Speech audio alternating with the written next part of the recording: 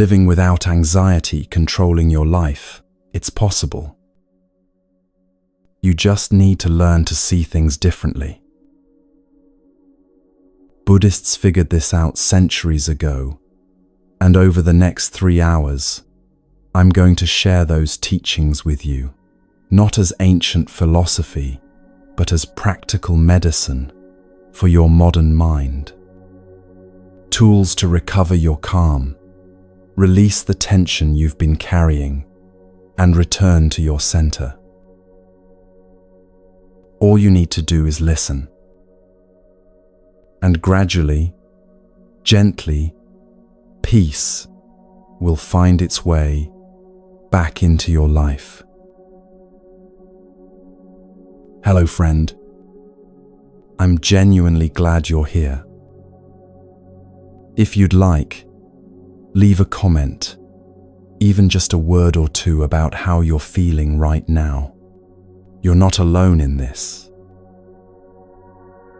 Now make yourself comfortable. Grab a blanket, dim the lights, lie down if that feels good. This is your time. For these next 3 hours, let everything else fade into the background. Maybe anxiety visits you daily, or maybe it appears in waves. Maybe you're exhausted from fighting it, or maybe you're simply seeking deeper peace. However you got here, you're in the right place. Because what you're about to discover isn't about willpower or trying harder. It's about seeing differently. And when you see differently, everything shifts. Not because you're broken and need fixing, but because you're human and you deserve to remember what calm feels like. Buddhism is here to show you the way home.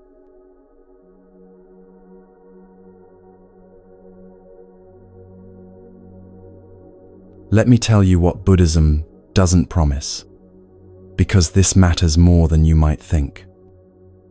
It won't make anxiety disappear forever. It won't build an invisible shield around your nervous system.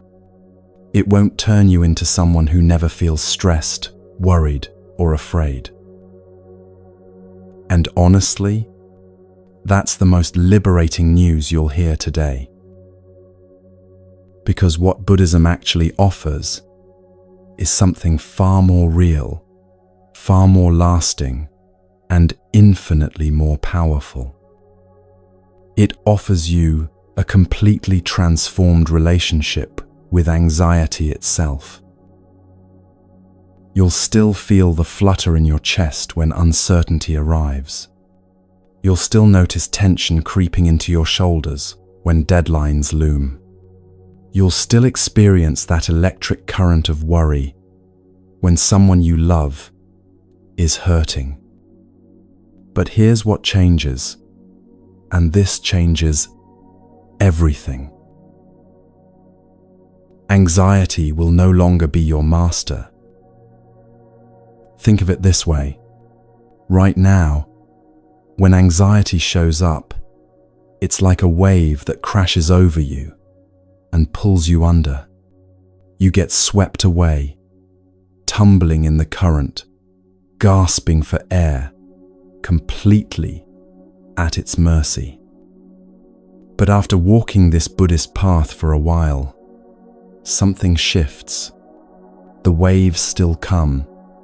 They always do, but now you know how to surf them.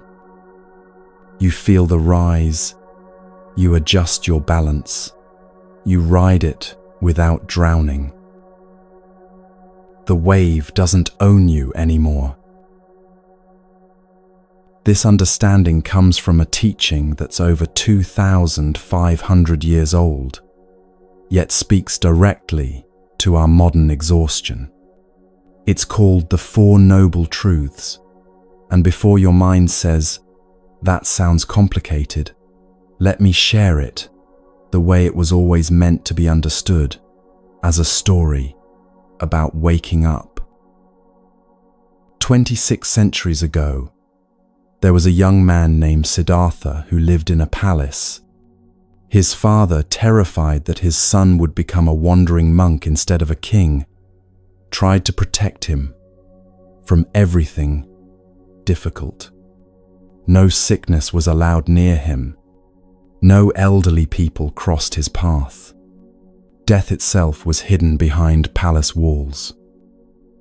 Siddhartha lived surrounded by beauty, pleasure, and carefully curated perfection.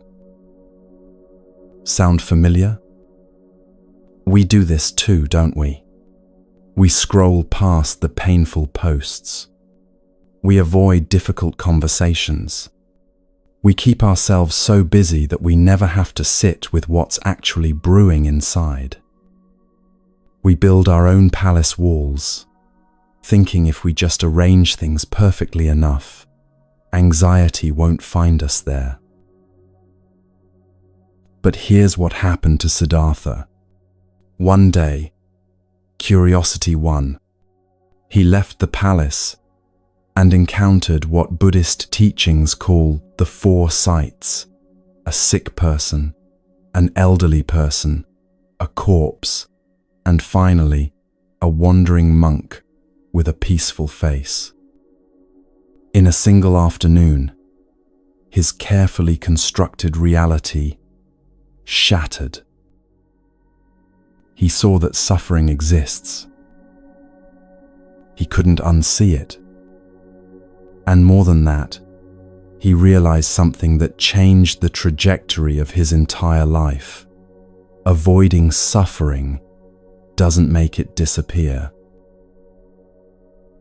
It just makes you more fragile when it inevitably arrives. This is the first noble truth, and it's not pessimistic, it's compassionate. Dukkha exists.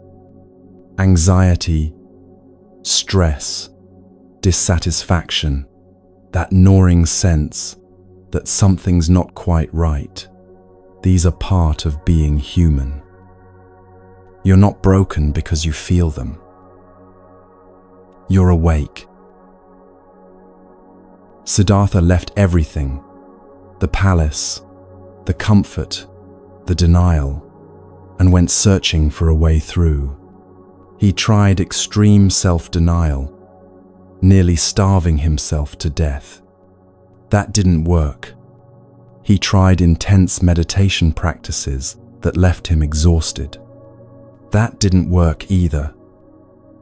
And then, sitting under a tree, he stopped trying to fight reality and instead chose to observe it with extraordinary clarity.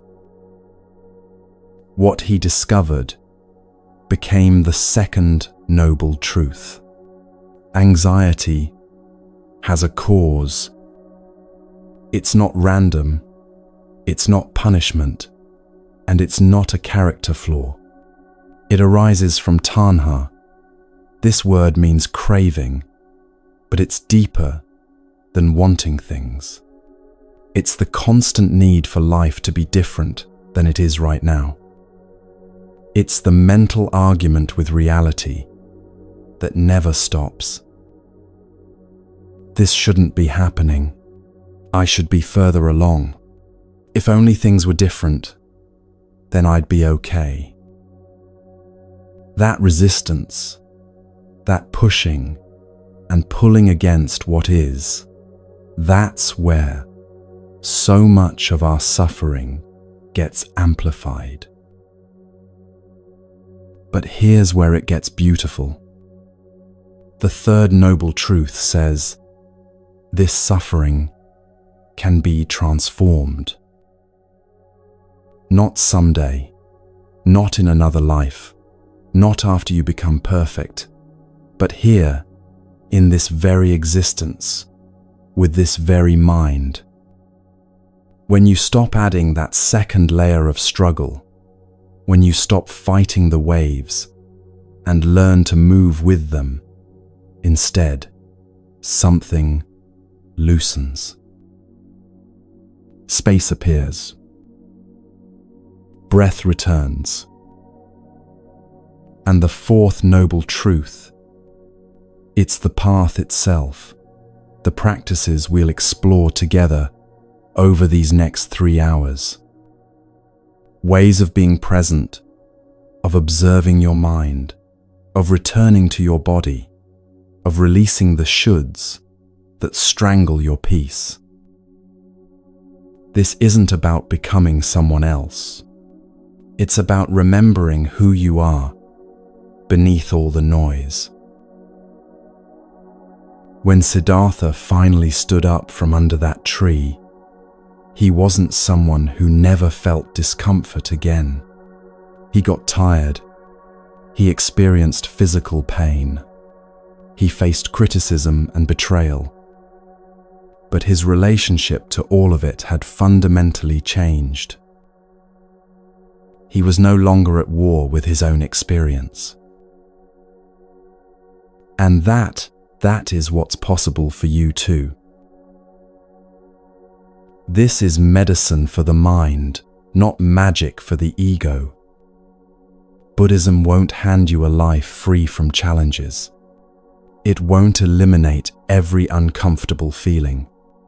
What it will do is teach you how to stop making everything worse by resisting, avoiding, or believing every catastrophic thought that drifts through your awareness.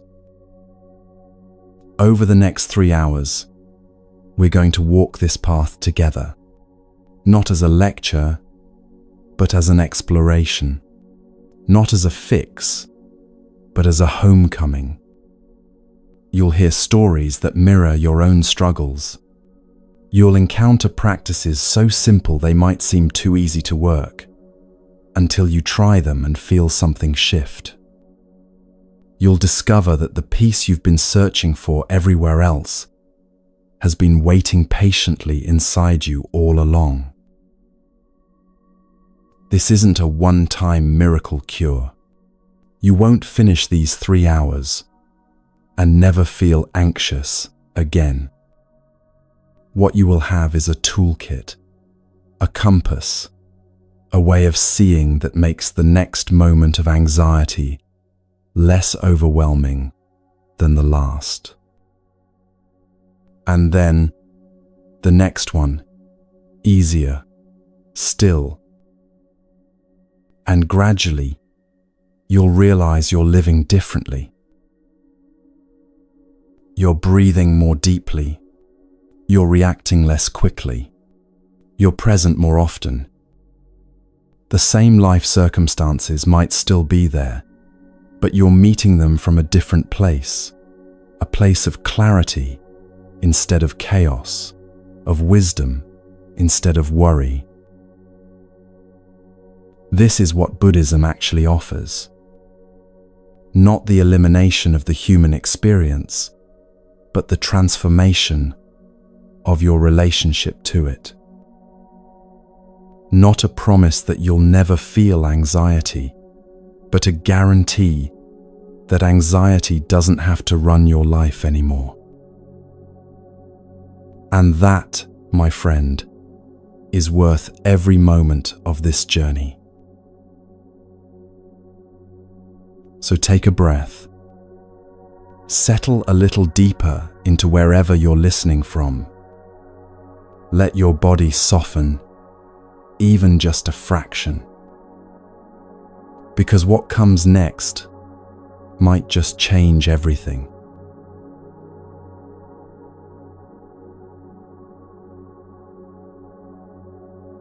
There's a disease spreading through modern life, and most of us don't even realize we're infected.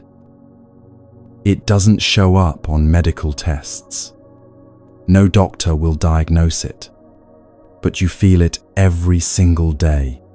This constant internal pressure to move faster, do more, keep up, never stop. The disease of hurry. And here's what nobody tells you.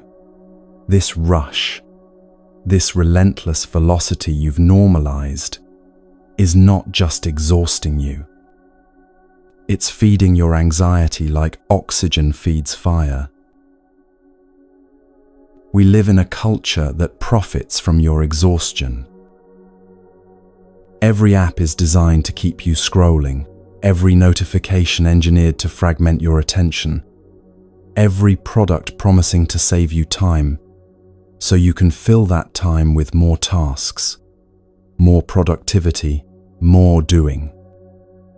The algorithm knows exactly how to keep you hooked, distracted, perpetually unsatisfied. You're not imagining it. The speed has been weaponized. And your nervous system is paying the price.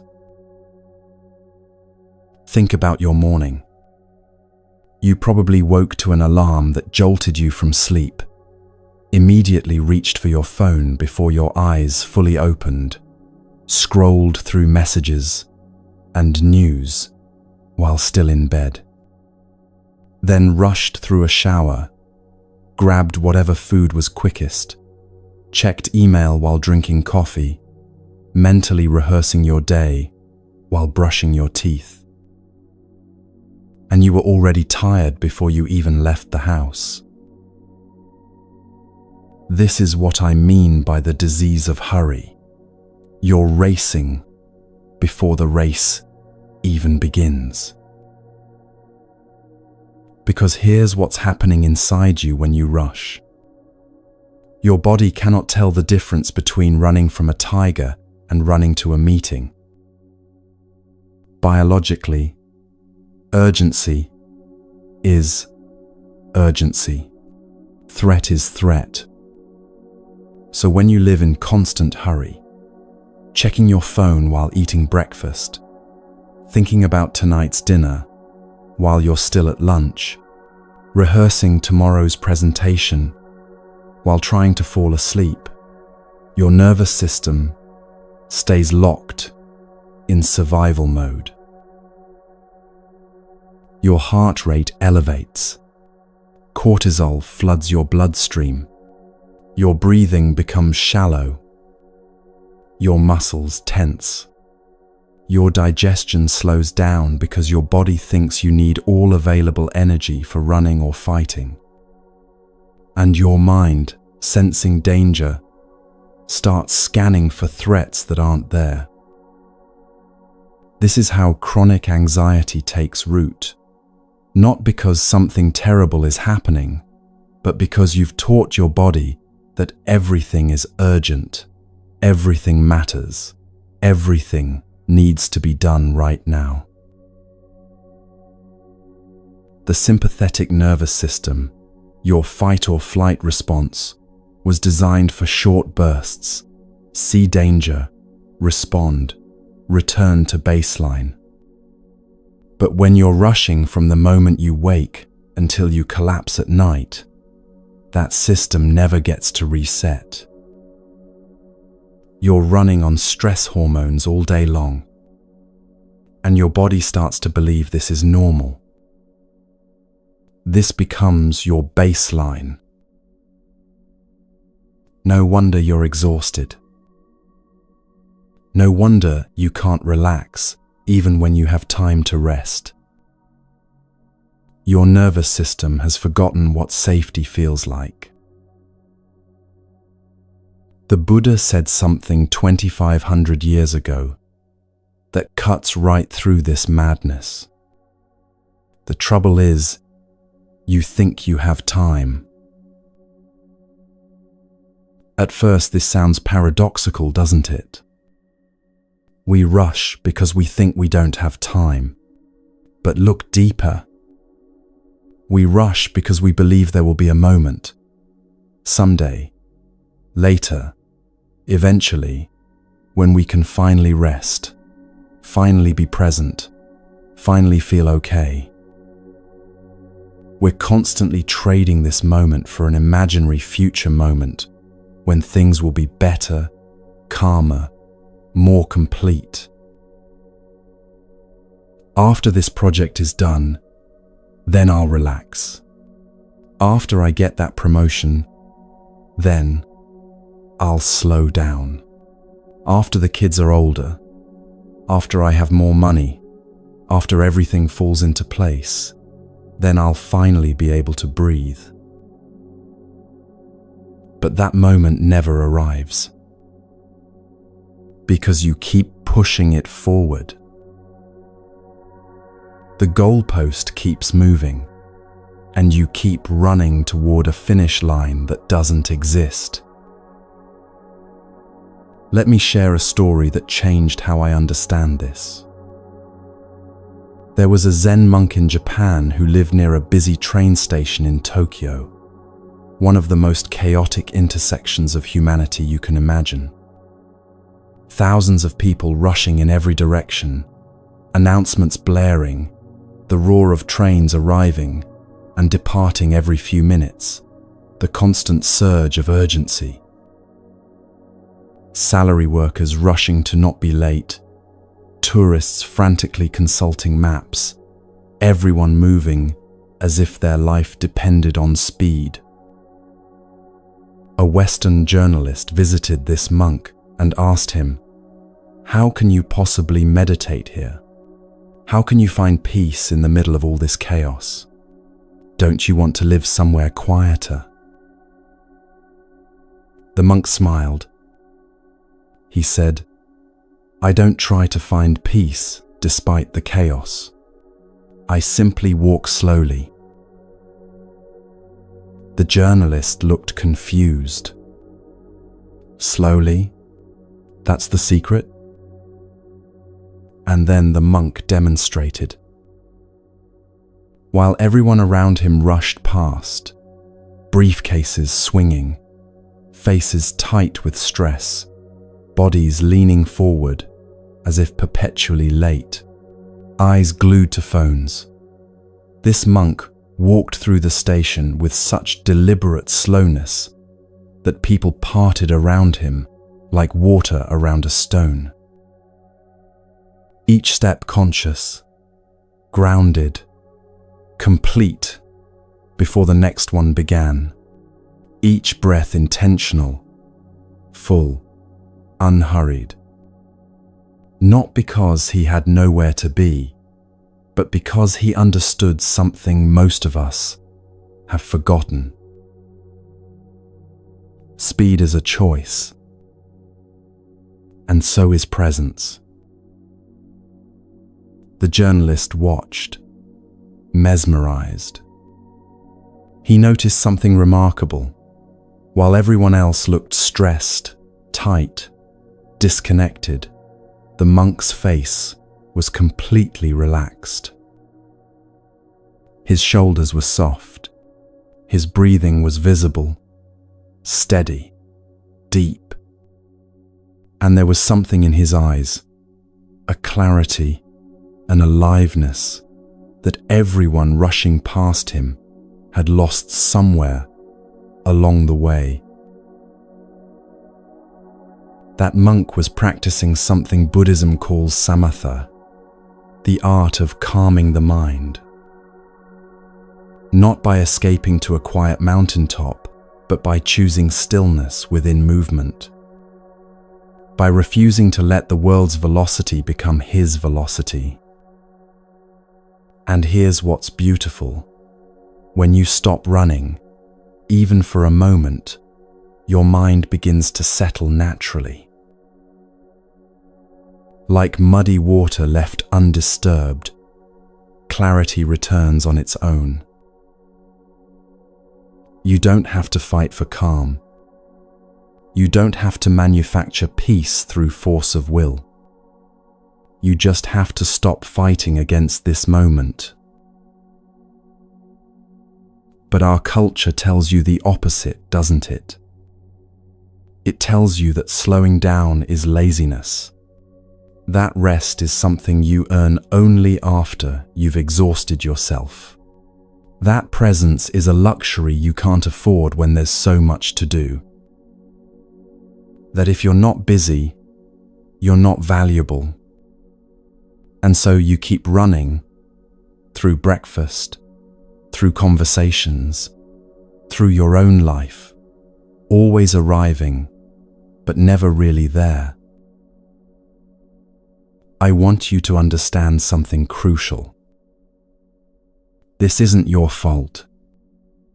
You didn't create this culture of speed. You were born into it. You were trained for it from childhood. From the moment you entered school, you were taught that faster equals better, that efficiency equals worth, that your value is measured by your output. Gold stars for finishing first, praise for never stopping, admiration for those who sacrifice sleep, and sanity for productivity. No wonder you're exhausted. No wonder anxiety feels like a permanent resident in your chest. But here's the revolutionary truth Buddhism offers. Slowness is not weakness. Slowness is power. When you choose to slow down, you're not being lazy or unproductive or falling behind. You're reclaiming your nervous system from a culture that wants it dysregulated, wants you too scattered to question, too tired to resist. You're telling your body, we are safe. There is no tiger chasing us. This moment, right here, is enough. And your body listens. It begins to exhale. Shoulders drop. Jaw unclenches. Breathing deepens. Heart rate slows. The parasympathetic nervous system, your rest and digest mode, finally gets permission to come online. And in that softening, anxiety loses its grip, because anxiety needs urgency to survive. When you refuse to rush, you pull the oxygen away from the fire. This doesn't mean you stop being responsible or productive. It means you stop conflating speed with effectiveness. Because the truth is, when you slow down, when you bring full presence to one thing at a time, you actually become more capable, more creative, more clear. You're not scattering your energy across 17 half-done tasks. You're focusing it, concentrating it, making it matter. Think about the last time you rushed through a meal. Did you even taste it? Or was it just fuel, mechanically consumed while your mind was already 3 steps ahead? Or the last conversation you had while checking your phone, did you really hear what the other person was saying? Or that project you hurried through just to check it off your list, did you feel any satisfaction or just immediate pressure to move on to the next thing? This is what hurry steals from you. Not time, but life itself. The texture of it, the taste of it, the feeling of actually being here for your own existence. The practice begins with awareness. Start noticing when you're rushing. Not to judge yourself, but simply to see it. Feel your body leaning forward, always ahead of itself. Notice your breath getting shallow, trapped high in your chest. Observe your mind already 3 steps ahead of where your feet actually are. And in that noticing, you create a gap, a tiny space between the habit and your response to it. The habit says, rush. But in the gap, you have a choice. You can keep running, or you can take one breath and slow down. Just one breath. That's all it takes to begin reclaiming your time, reclaiming your nervous system, reclaiming your life from the tyranny of speed. The monk in Tokyo Station understood this. He didn't need the world to slow down for him to find peace. He didn't wait for perfect conditions or a quieter life. He simply refused to let the world's panic become his panic. And you can do this too. Right where you are, right in the middle of your complicated, full, demanding life. You can choose slowness. And in doing so, you choose sanity. You choose presence. You choose yourself. Now let's talk about what it actually means to be present, because this is where everything shifts. The present moment. You've heard this phrase 1,000 times, haven't you? It's become almost cliché in wellness circles. Be here now, they say, as if it's obvious, as if you're not already here. But the truth is, most of us spend almost no time in the actual present. Your body is here, yes, sitting, or standing, or lying down, physically occupying this space. But where is your mind? It's replaying yesterday's conversation, analyzing what you should have said differently. It's rehearsing tomorrow's meeting, scripting responses to questions that haven't been asked yet. It's planning next week, next month, 5 years from now, constructing elaborate scenarios about a future that may never arrive. Or it's lost in fantasy, in worry, in stories about who you should be and what you should have done. Meanwhile, this moment, the only moment you actually have, the only moment that's real, is passing you by completely unnoticed. Thich Nhat Hanh, the Vietnamese Zen master who brought mindfulness to the West, used to teach his students about presence through something beautifully simple, eating an orange. He would sit in front of a group, holding a single orange in his hands. Not doing anything with it at first, just holding it, feeling its weight, its texture. He'd turn it slowly, examining its skin, the tiny dimples and variations in color. Then he'd bring it close to his face and smell it, really breathing in that bright citrus scent. His students would watch, some confused, some impatient, wondering when the lesson would begin. But the lesson had already begun. Then he'd peel it, so slowly that it felt almost ceremonial. Noticing the spray of oils as his thumbnail pierced the skin, feeling the way the rind released from the fruit, hearing the soft tearing sound. He'd separate each segment carefully, arranging them like petals. And when he finally ate it, he'd take one segment at a time chewing slowly, tasting completely, the sweetness, the slight tartness, the burst of juice.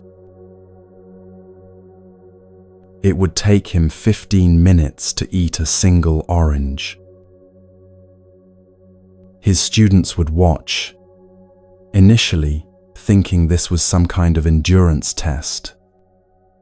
Why was he making such a ceremony out of eating an orange? They had things to do, places to be. But then he'd explain, and everything would shift. When you eat an orange while thinking about your bills, he'd say, "You're not really eating the orange. You're eating your bills. You're consuming worry with a side of citrus. When you eat while planning tomorrow, scrolling through your phone, watching television, you're not tasting anything. You're just refueling, mechanical, disconnected. But when you eat an orange with your full attention, something sacred happens. You're actually alive. You're actually here. You're experiencing the miracle of taste, of nourishment, of this fruit that grew on a tree somewhere under sunlight and rain, traveled across distance to reach you, and is now becoming part of your body. That's not small. That's life itself, fully lived. This is what the present moment means. Not some mystical state you have to achieve through years of meditation. Not some impossible standard of never having a wandering thought. Just this, being where you are, doing what you're doing, without your mind splitting off into 100 other directions. Buddhism calls this sati, often translated as mindfulness, but the word actually means something closer to remembering. Remembering to come back.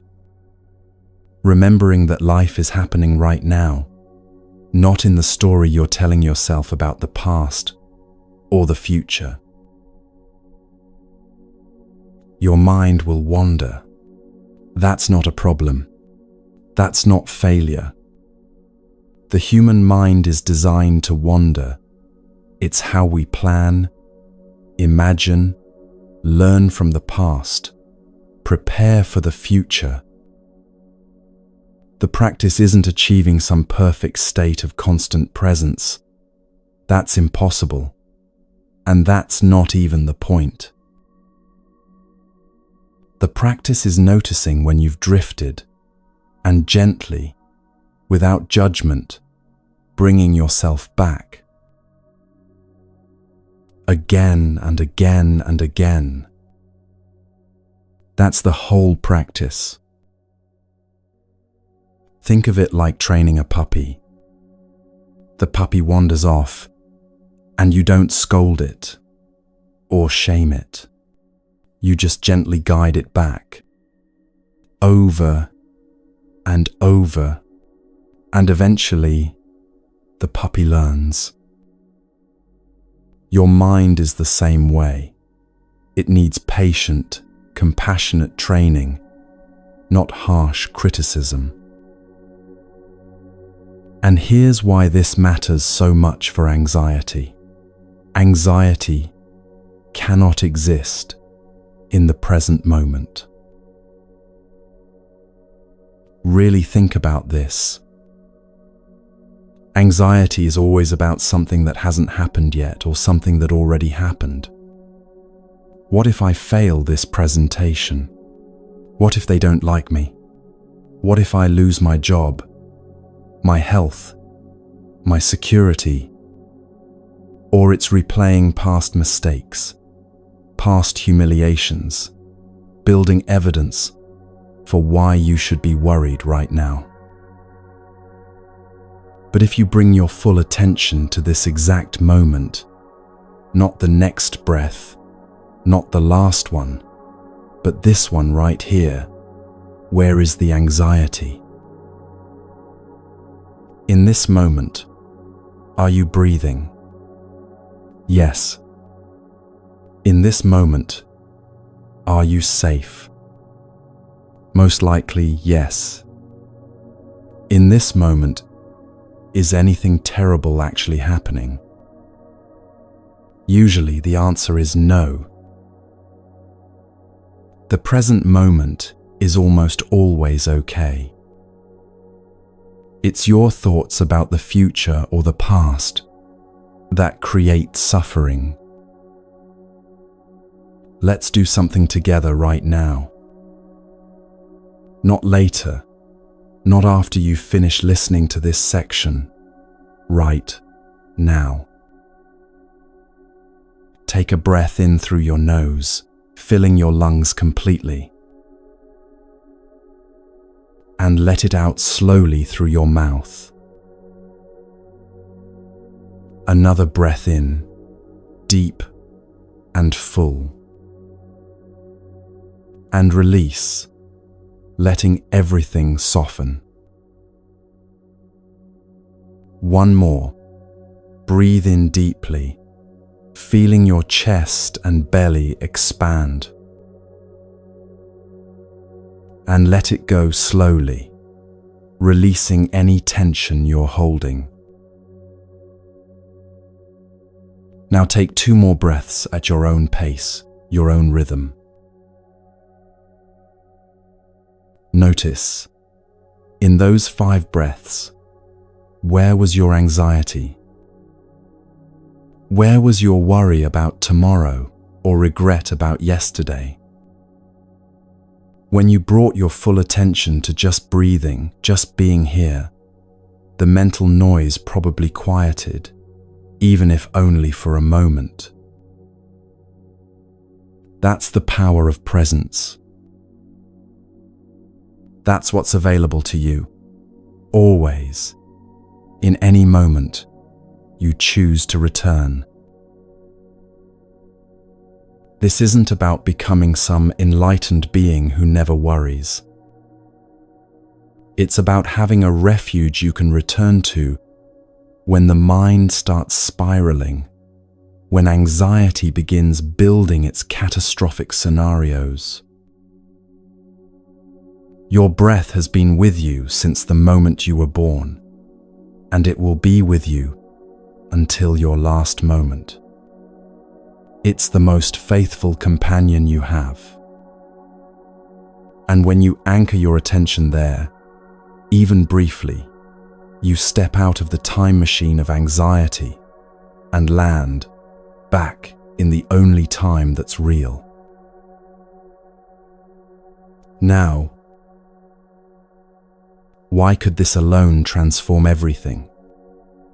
Because anxiety feeds on your absence. Every moment you spend lost in thought, ruminating on what might happen or what did happen, your anxiety grows stronger. But every moment you spend actually present, anxiety loses fuel. It's like a fire that needs your attention, your worry, your mental participation to keep burning. When you stop feeding it with catastrophic thinking and future tripping, it begins to die down naturally. You don't have to fight it. You don't have to positive think your way out of it. You don't have to be strong or perfect or somehow transcendent. You just have to be here. Fully, completely here. But I know what you're thinking right about now. This sounds beautiful, but I have a demanding job, kids who need me, bills that won't pay themselves, responsibilities that don't pause just because I want to be present. I don't have time for 15-minute orange meditations or hours of sitting in silence. And you're absolutely right. Which is why this final piece is so important. You don't need to quit your job or move to the mountains or become a monk. You don't need to overhaul your entire life or abandon your responsibilities. Breaking the speed addiction, learning to live with presence instead of pressure, starts with something so small it might seem insignificant. Sacred pauses. These are tiny moments of intentional slowness, planted throughout your day like seeds in soil. Small acts of presence that interrupt the automation of rushing. Before you eat, pause for 3 seconds. Look at your food. Notice its colors and textures. Take one conscious breath. Before you open the door to your home, pause. Let work fall away. Let your shoulders drop. Cross the threshold with awareness. Before you speak, especially when you feel reactive or defensive, pause. Feel the words forming. Choose them consciously rather than reacting from habit. These pauses are rebellion. Small, quiet acts of defiance against a culture that wants you running on empty, too scattered to notice what's been stolen from you. There's a story about a corporate executive, let's call her Sarah, who discovered this practice during one of the hardest periods of her life. She was working 80-hour weeks at a tech company, managing a team of 30 people, barely sleeping, surviving on coffee and adrenaline. Anxiety was her constant companion. Her jaw ached from clenching. Her stomach was always tight. She couldn't remember the last time she'd taken a full breath. One evening, after another brutal 14-hour day, she sat in her car in the parking garage and realized something that stopped her cold. She couldn't remember the drive to work that morning. Couldn't remember eating lunch, though her desk had an empty container on it. Couldn't remember a single conversation she'd had that day with any real presence. She was living, but she wasn't there for it. She was like a ghost in her own life, moving through the motions while completely absent from the experience. That night, sitting in her car, something cracked open. She started crying, not the pretty kind of crying, but the kind that shakes your whole body, the kind that's been building for months and finally breaks through. And in that breaking, she made a deal with herself. Every day, before getting out of her car, whether arriving at work or coming home, she would sit for exactly 1 minute. Not checking her phone, not planning her next move, not rehearsing conversations. Just sitting, breathing, noticing where she was, how she felt, what she needed. 1 minute. 60 seconds. She said it felt ridiculous at first, even indulgent. The first few days, her mind screamed at her to hurry up, get moving, stop being lazy. But she stayed with it. And within 2 weeks, something shifted. That 1 minute of pause began changing the other 1,339 minutes of her day. She started noticing when she was rushing unnecessarily, when urgency was just habit rather than reality. She began actually hearing her children when they spoke to her after work. She found herself taking full breaths throughout the day. Her anxiety didn't disappear. She still had hard days, overwhelming moments. But its grip loosened because she'd created a practice of returning to herself, of coming back to presence again and again.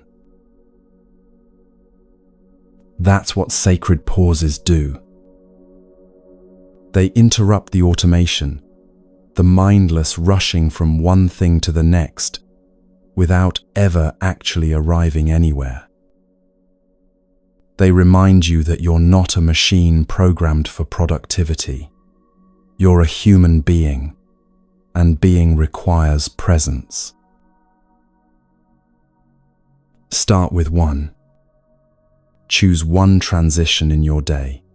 Waking up, starting work, coming home, eating a meal, going to bed, and build in a 5-second pause. Just 5 seconds of being, breathing, arriving where you are. It won't feel like much. Your mind will probably resist, call it silly, tell you there are more important things to do. But these small rebellions accumulate. They create cracks in the armor of speed, letting light in. And through those cracks, your life starts seeping back in, the life you've been too busy to notice, the moments you've been too rushed to experience. Before we move forward, let's check in together. This is itself a sacred pause. How do you feel right now, in this moment? Not how you felt when you started listening, not how you think you'll feel later. Right now. Is your breathing easier than when you began? Has your body softened even slightly? Are your thoughts moving a little slower? Or maybe nothing has changed yet, and that's okay too. Don't judge what you find. Just notice. Because this noticing, this gentle awareness of your present moment experience, this is the practice itself. You're doing it right now. You're here. And that is enough. We've walked through the first gate together, the gate of reclaiming time. Not by finding more hours in the day, but by actually inhabiting the hours you have. By choosing slowness when the world demands speed. By returning to presence when your mind wanders into past or future. By planting small moments of pause in the soil of your ordinary days. This is how you begin to shift your relationship with anxiety. Not by conquering it through force, but by removing the conditions that let it thrive. Hurry feeds anxiety. Absence feeds anxiety. Constant doing without any space for simply being feeds anxiety. So you slow down. You come back to now. You pause. You breathe.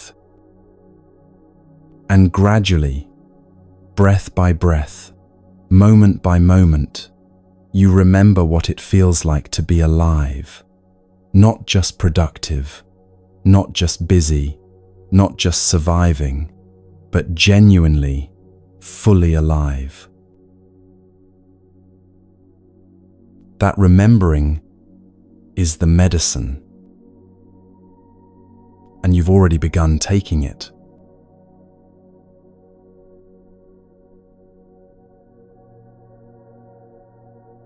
There's something you need to understand about your mind, something that might initially feel unsettling, but ultimately becomes the most liberating truth you'll ever encounter. Your mind is not your master. Right now, as you listen to these words, your mind is probably doing what it always does, commenting, analyzing, agreeing, or disagreeing, drifting to something you need to do later, replaying something from earlier today. It's like a radio that never turns off, a constant stream of thoughts, judgments, stories, worries, and plans. And somewhere along the way, you learnt to believe that this voice in your head is you. But it's not. The Buddha taught something 2,500 years ago that modern neuroscience is only now confirming. The untrained mind is like a drunken monkey. No, really, that's the actual teaching.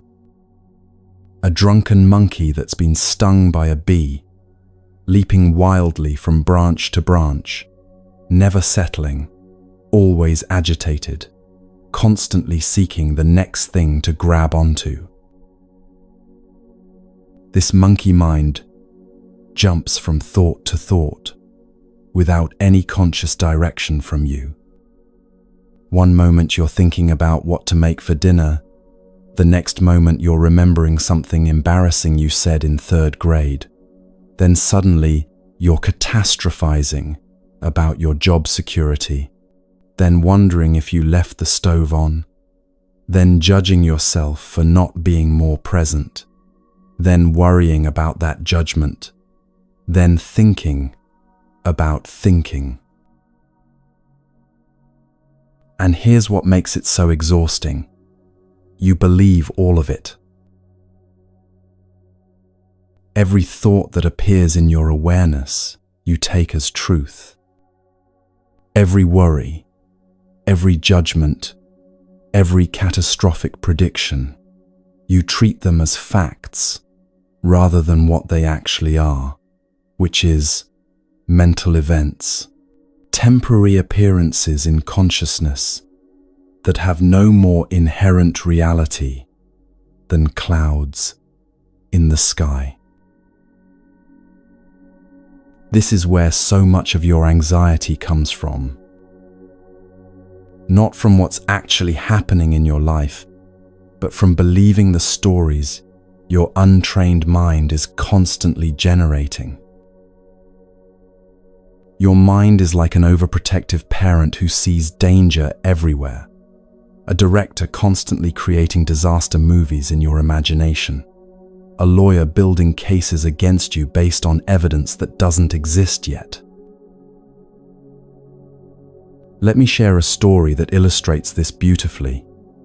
A classic Zen teaching that has survived centuries because it cuts so directly to the truth. 2 monks were walking together on a journey, an older monk and a younger one. They came to a river crossing where the water was high and the current strong.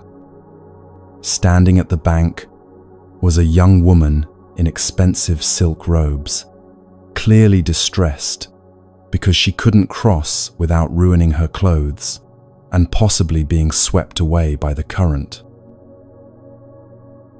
The older monk, without saying a word, picked her up, carried her across the river on his back, set her down gently on the other side, bowed to her, and continued walking. The younger monk was shocked, completely speechless. In their tradition, monks were not supposed to touch women, especially not young, beautiful women. But he said nothing, just followed his teacher in silence, his mind churning. They walked for hours. Mile after mile, the younger monk's mind created an entire drama around those 2 minutes at the river.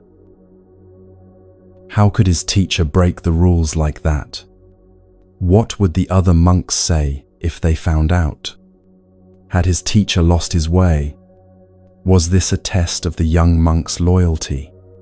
Should he report this? Was he complicit in the transgression just by witnessing it? The thoughts spun and spun, each one leading to another, building into a storm of judgment and confusion and righteousness and doubt. Finally, after hours of this internal torment, unable to contain himself any longer, the young monk burst out, "How could you carry that woman? You know we're not supposed to touch women. You've broken our vows. I can't believe you did that." The older monk looked at him with gentle, amused eyes and said, "I put her down hours ago at the river. Why are you still carrying her?" This story cuts to the heart of how the mind works, how suffering is created not by events themselves, but by what we do with them in our thoughts. The event itself, carrying the woman across the river, took maybe 2 minutes, maybe even less. But the younger monk carried the story about that event, the judgment about it, the anxiety about it, the entire mental drama, for hours. He tortured himself not with reality, but with his thoughts about reality. And here's what makes this teaching so powerful. The older monk wasn't less aware or less thoughtful. He simply understood something the younger monk hadn't learned yet. He knew that thoughts are not commands, that rules serve compassion rather than replace it, and that every moment offers a choice: carry the story or put it down. This is what your mind does all day long, every single day.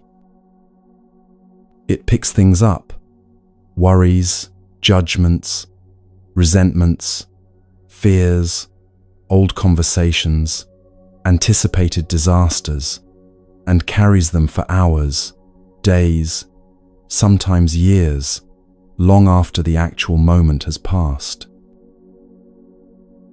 And you, like the young monk, don't realize you have the power to put them down. The Buddha said in the Dhammapada, one of the oldest and most beloved Buddhist texts, "We are what we think. All that we are arises with our thoughts. With our thoughts, we make the world." This isn't just beautiful poetry. It's pointing to something profound about how suffering is created and how freedom is found.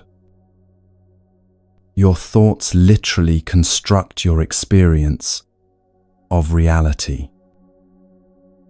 Two people can be in the exact same situation, sitting in traffic, for example, and one is peaceful, while the other is consumed with rage. Why? Not because of the traffic itself, not because one has a better car or more time, but because of their thoughts about the traffic. One person thinks, "This is terrible. I'm going to be late. Everyone will judge me. This always happens to me. Why is life so unfair? I should have left earlier. Why are these people such terrible drivers? The other thinks, well, here we are. Nothing I can do about it right now. Might as well take some breaths and listen to music. Maybe I'll arrive a few minutes late, and that's okay. Same traffic, same delay, completely different experience. This is why understanding the nature of thought is so crucial for freeing yourself from anxiety. Because once you see, really see, that your thoughts are not facts, that they're just mental events, just appearances in consciousness, everything changes. Thoughts are like visitors knocking on your door. You don't have to invite them in for dinner. You don't have to let them move in and redecorate your house. You don't have to believe everything they say or follow every suggestion they make. You can acknowledge them. Oh, there's a worried thought. There's a judgment. There's a catastrophic prediction. And let them move on without building your whole day around them. Viktor Frankl, the psychiatrist who survived the Nazi concentration camps and went on to develop logotherapy, said something that echoes this Buddhist wisdom perfectly. Between stimulus and response, there is a space. In that space is our power to choose our response. In our response lies our growth and our freedom. That space, that tiny gap between a thought appearing and you believing it, between a worry arising and you getting swept away by it, between an impulse and an action, that's where your freedom lives.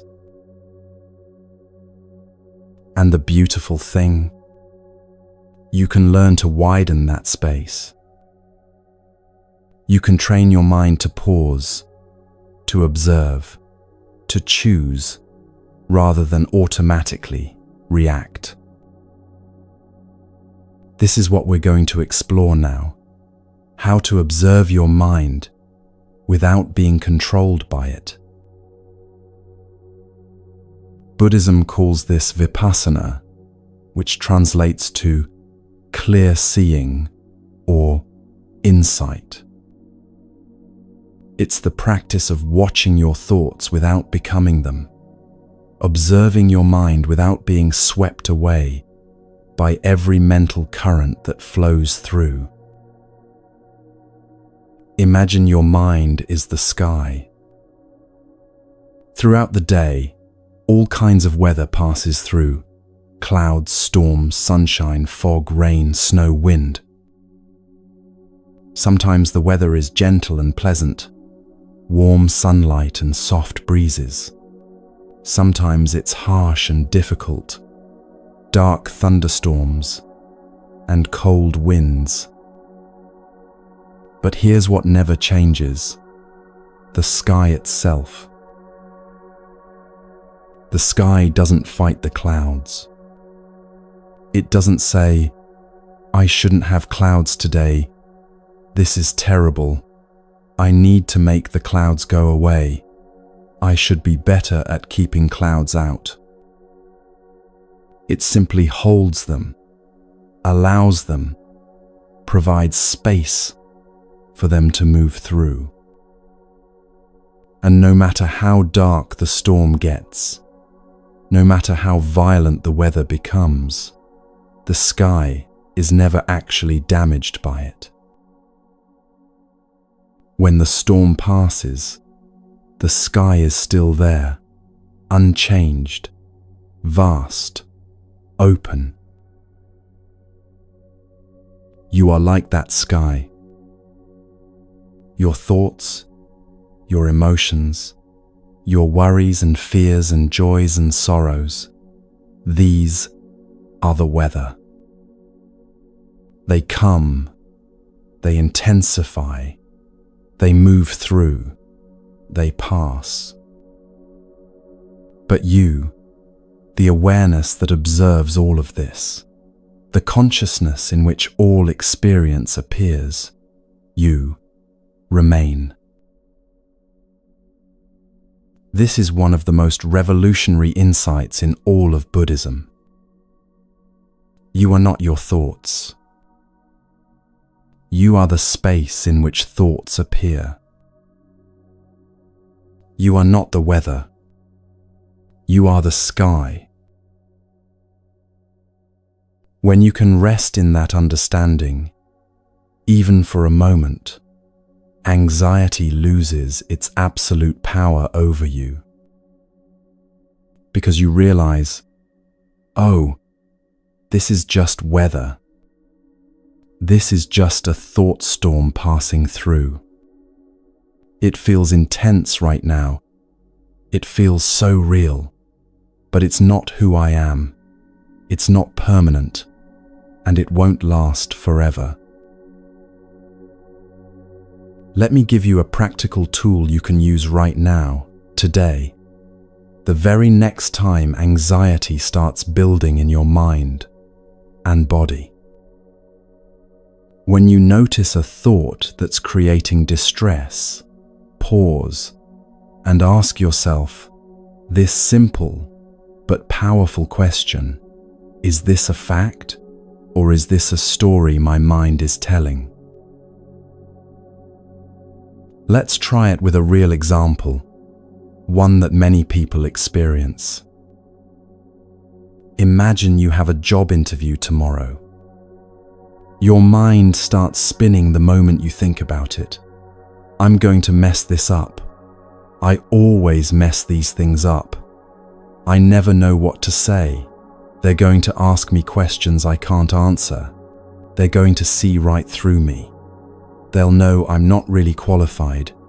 I'm going to be so nervous. I'll stumble over my words. My hands will shake.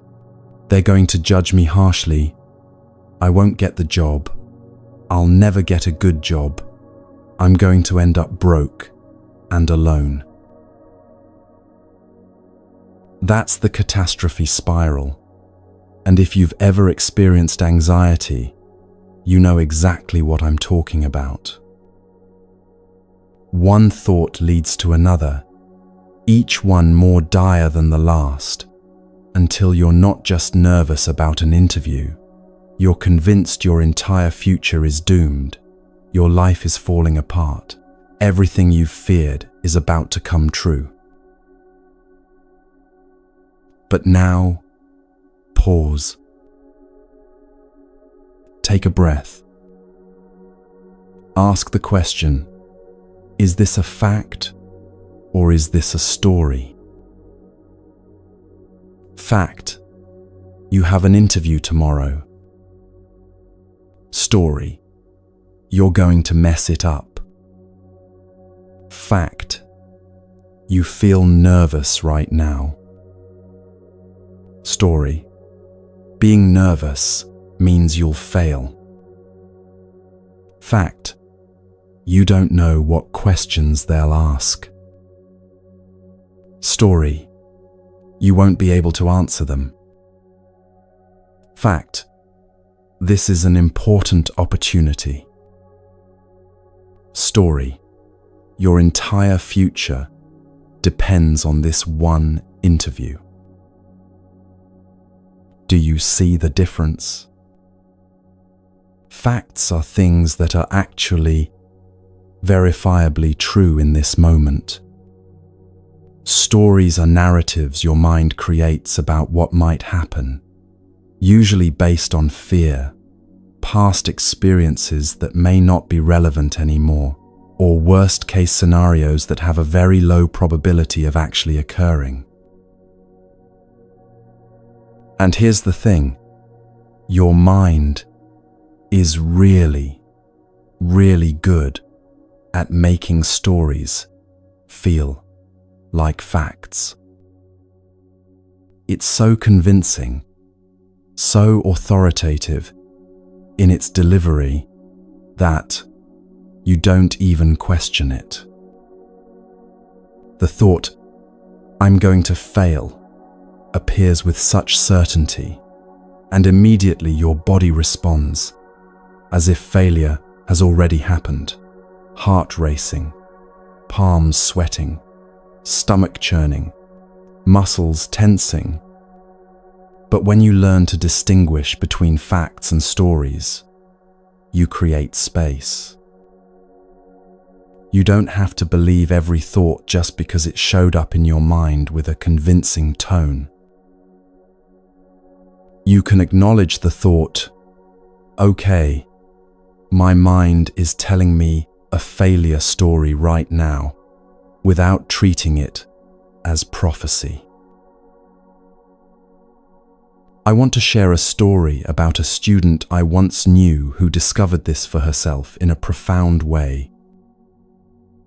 Her name was Maria, and she'd struggled with anxiety her entire adult life, for as long as she could remember.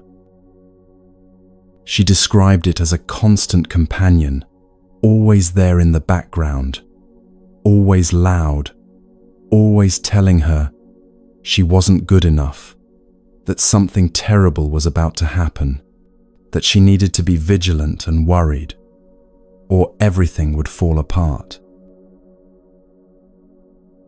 She came to meditation practice desperately hoping it would make the anxiety go away completely. She wanted a cure, a fix, an erasure of this part of herself she'd been fighting for decades. And at first, she was frustrated because the anxiety didn't disappear. In fact, when she started paying attention to her mind through meditation, she became more aware of just how many anxious thoughts she was having, how constant the stream of worry really was.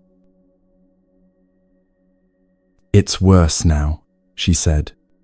"Now I can't even distract myself from it." But then something shifted, something subtle at first, but ultimately transformative. During one practice session, she was sitting there in meditation, and the familiar anxiety arose, that tight feeling in her chest, that racing mind, that voice saying, "Something's wrong. Something's wrong. You're not safe. You need to do something." But this time, instead of becoming the anxiety, instead of letting it take over completely and define her entire experience, she noticed herself having a thought. She heard herself think, "I'm so anxious." And then she realized, wait. If I can observe the thought, "I'm anxious," if I can hear that voice saying, "I'm anxious," then who's doing the observing? Who's listening to that voice? In that moment, she discovered what Buddhists have been teaching for millennia. There's a part of you that can watch the anxiety without being consumed by it. You can feel anxious and simultaneously be aware that you're feeling anxious.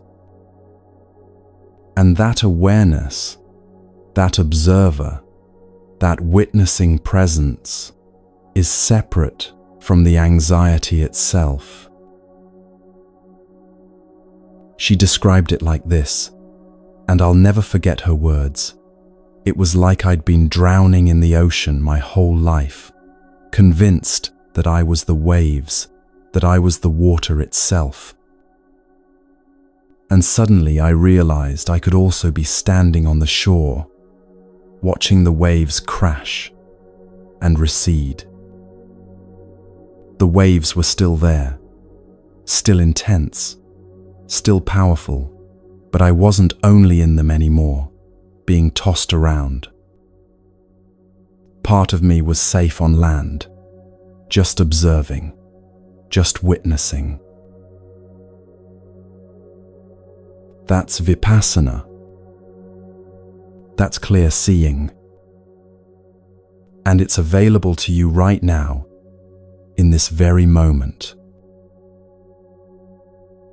One of the most powerful practices for developing this skill is something called labeling or noting. It's beautifully simple, almost too simple to seem effective, but it works. When you notice your mind doing something, you just quietly, gently name it. Thinking. Worrying.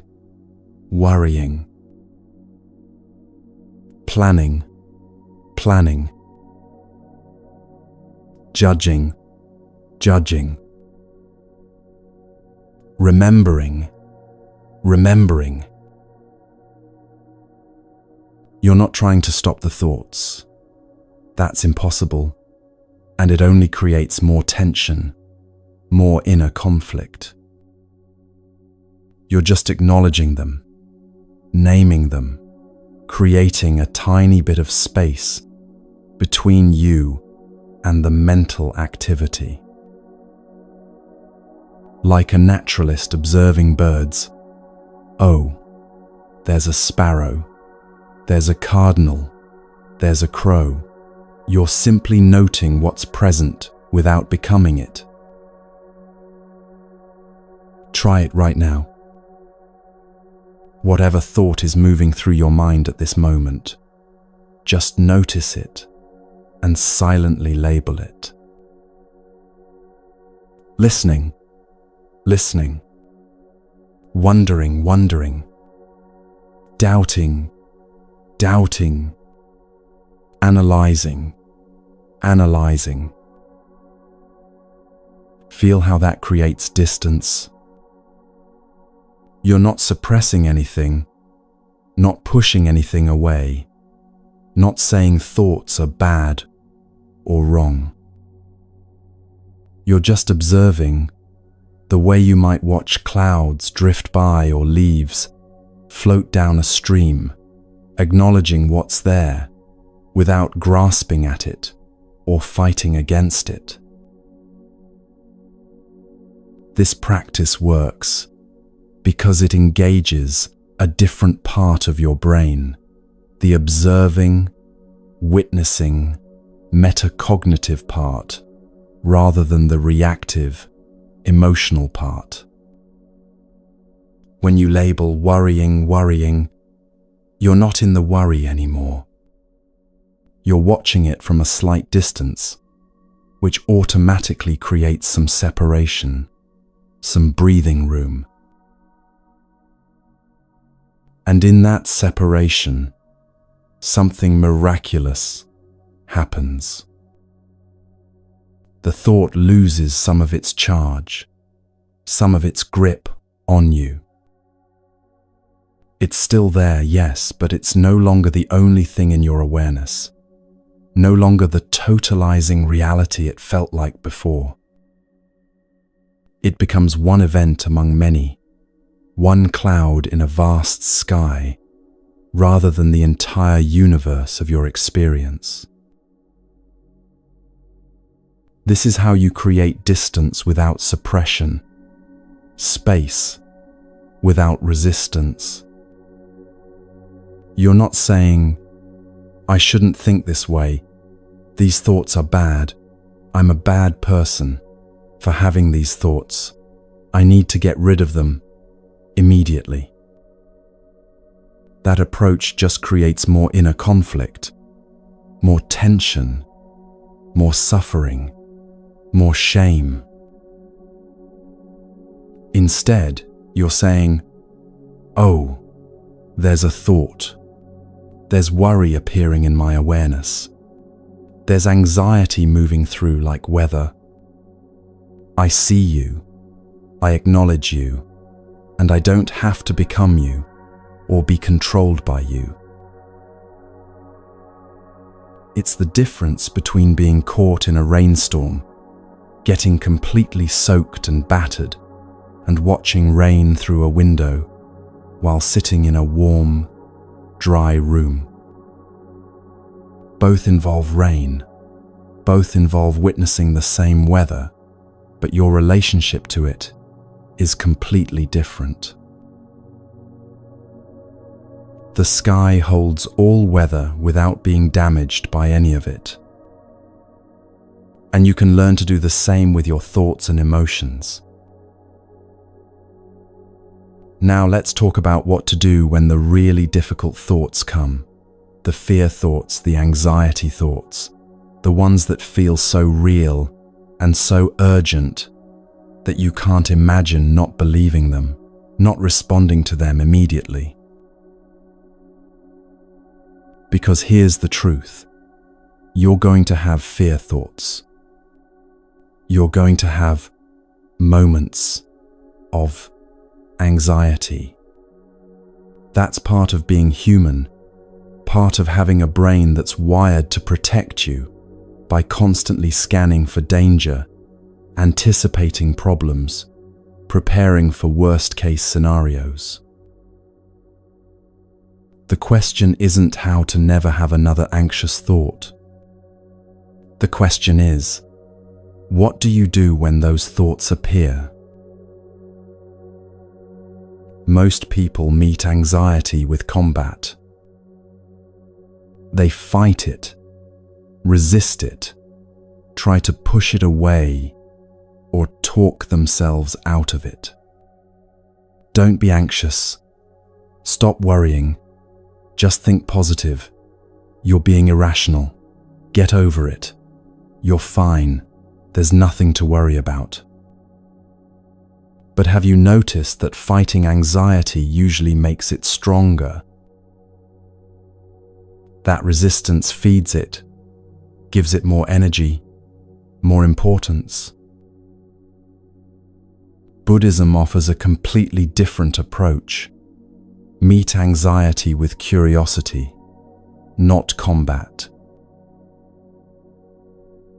When a fear thought arises, instead of immediately going to war with it, get curious about it. There's that worried voice again. What's it saying today? What does it think is going to happen? How does it feel in my body when this thought appears? Where do I feel it? Chest, stomach, throat. This might sound strange at first. Why would you want to get curious about something that feels so uncomfortable, so threatening? But curiosity does something remarkable to your nervous system and your mind. It shifts you from reactive mode to responsive mode. It engages your thinking brain, your prefrontal cortex, rather than just your emotional, limbic brain. And it creates that crucial space we've been talking about, the space where freedom lives, where choice becomes possible. There's a teaching in Buddhism called the 2 arrows from the Salatha Sutta that explains this perfectly and has become one of the most practical tools for understanding suffering. The Buddha said that when you experience pain, it's like being hit by an arrow. That's the first arrow, the actual event, the actual sensation, the thing that's genuinely happening right now. Maybe it's a racing heart. Maybe it's a difficult emotion. Maybe it's an uncomfortable situation. That first arrow hurts, and that pain is real. But then immediately, almost instantaneously, we shoot ourselves with a second arrow. This second arrow is all our thoughts about the first arrow, our resistance to it, our judgment of it, our story about what it means, our anxiety about how long it will last, our fear that we can't handle it, our shame about feeling it, our anger that it's happening, our despair that it will never end. The first arrow hurts. That's undeniable. That's part of life. But the second arrow, the one we shoot at ourselves with our thoughts and reactions, this is where most of our suffering actually comes from. Let me give you a concrete example. You're lying in bed at night, and your heart starts racing for no apparent reason. That's the first arrow, a physical sensation, maybe from too much coffee earlier, maybe from stress, maybe from nothing at all, just one of those things bodies do sometimes. But then your mind jumps in with the second arrow. Oh no, why is my heart racing? Is something wrong with me? Am I having a heart attack? Should I go to the hospital? This is terrible, I can't handle this. What if it gets worse? What if I die? I'm never going to fall asleep now. Tomorrow is going to be awful. I can't function without sleep. Now you're not just experiencing a racing heart, you're experiencing full panic about the racing heart, which makes your heart race even faster, which creates more panic, which creates more physical symptoms, which creates a full-blown anxiety spiral that can last for hours. The first arrow was just a sensation, uncomfortable, but not dangerous. The second arrow turned it into suffering, into a crisis, into evidence that something is terribly wrong. Buddhism isn't asking you to not feel the first arrow. Pain, discomfort, fear, difficult emotions, these are all part of life and part of being human. But it is showing you, with great compassion, that the second arrow is optional. You don't have to add the story. You don't have to add the catastrophizing, the judgment, the resistance, the this shouldn't be happening. You can just be with what is. Just feel the sensation or emotion without making it worse with your thoughts about it. This is what it means to not fight the thoughts. Watch them instead. When fear thoughts come, you don't have to engage with them, argue with them, prove them wrong, or push them away with force. They're just thoughts, just mental weather. They want attention, not obedience. Think of anxious thoughts like small children having a tantrum in a store. If you ignore them completely, pretending they're not there, they might escalate, scream louder, make a bigger scene. But if you drop everything and give them your complete attention, treating their drama as if it's real and urgent and must be addressed immediately, they learn that tantrums work, that this is an effective strategy. The middle way, the Buddhist approach, is to acknowledge them without getting pulled into their drama. I see you, fear thought. I hear you, worried mind. Thank you for trying to protect me. I know you think you're helping, but I'm okay right now in this moment, and I don't need to follow you down this catastrophic path. and then you breathe.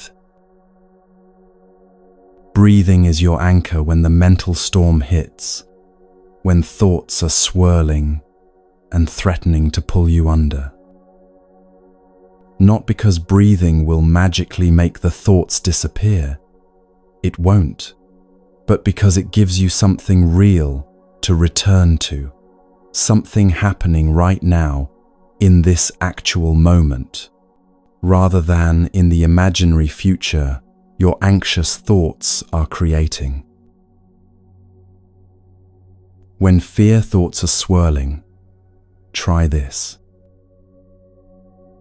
Don't try to stop them or suppress them or argue with them. Just let them be there in the background, like a television playing in another room, and bring your full attention to your breath. In through your nose, feeling the cool air. Out through your mouth, feeling the release. In, feeling your belly rise like a wave. Out, feeling your belly fall, letting everything soften. The thoughts will still be there, chattering away. Let them be. Just keep coming back to your breath, over and over, as many times as you need to, patiently, gently, without judgment. You're training your mind to know that thoughts are not commands that must be obeyed. They're just mental weather, and you can let them blow through while you stay anchored in something real, something present, something that's actually happening right now, rather than in some imagined catastrophic future that may never arrive. Take a moment now and notice, how does your mind feel? As you've been listening to these teachings, as you've been learning about the nature of thought, about observation without attachment, about the two arrows, about meeting anxiety with curiosity instead of combat, has something shifted? Maybe just slightly? Maybe your thoughts have a little more space around them. Maybe you're not taking them quite as seriously as you were 30 minutes ago. Maybe there's a sense that you're not completely at their mercy. This is what happens when you understand your mind from a Buddhist perspective, when you learn to work with it rather than against it. The thoughts don't necessarily disappear. Remember, we're not trying to stop the waves, not trying to achieve some impossible state of mental silence. But your relationship to them changes profoundly. They lose their absolute authority over you. They become less solid, less permanent, less overwhelming. You're learning to surf, not stop the waves. And surfing, staying balanced on the board while the waves move beneath you, riding them skillfully without being dragged under, this is a skill you develop gradually through practice, through falling and getting back up, through learning the rhythm of the ocean, through patience with yourself. Some days you'll stay balanced and ride the wave beautifully, feeling graceful and capable. Other days you'll get tumbled and tossed, swallowing water, struggling to find your footing. Both are part of the practice. Both teach you something valuable. The difference is that now you know you're not the waves. You're not the storm. You're not the anxious thoughts or the worried mind or the catastrophic predictions.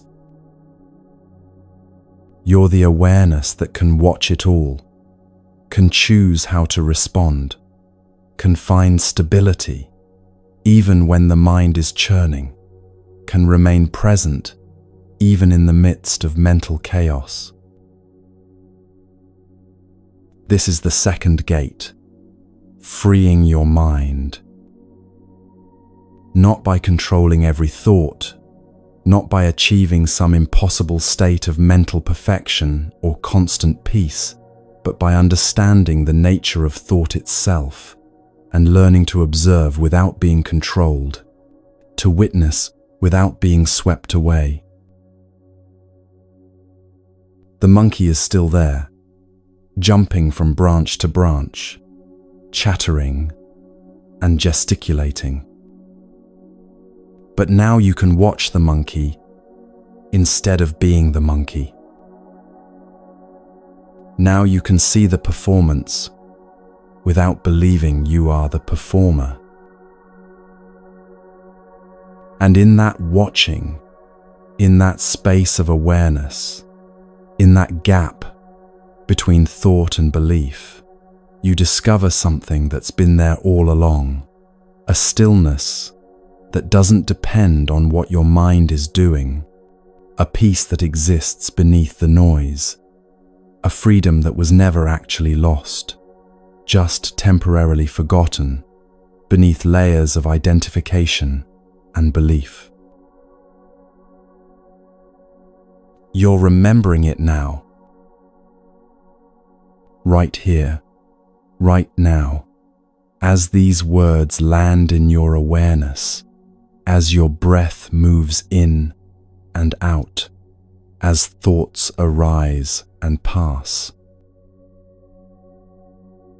Your mind is not your master. You are not your thoughts. And freedom has been here all along, waiting patiently for you to recognize it.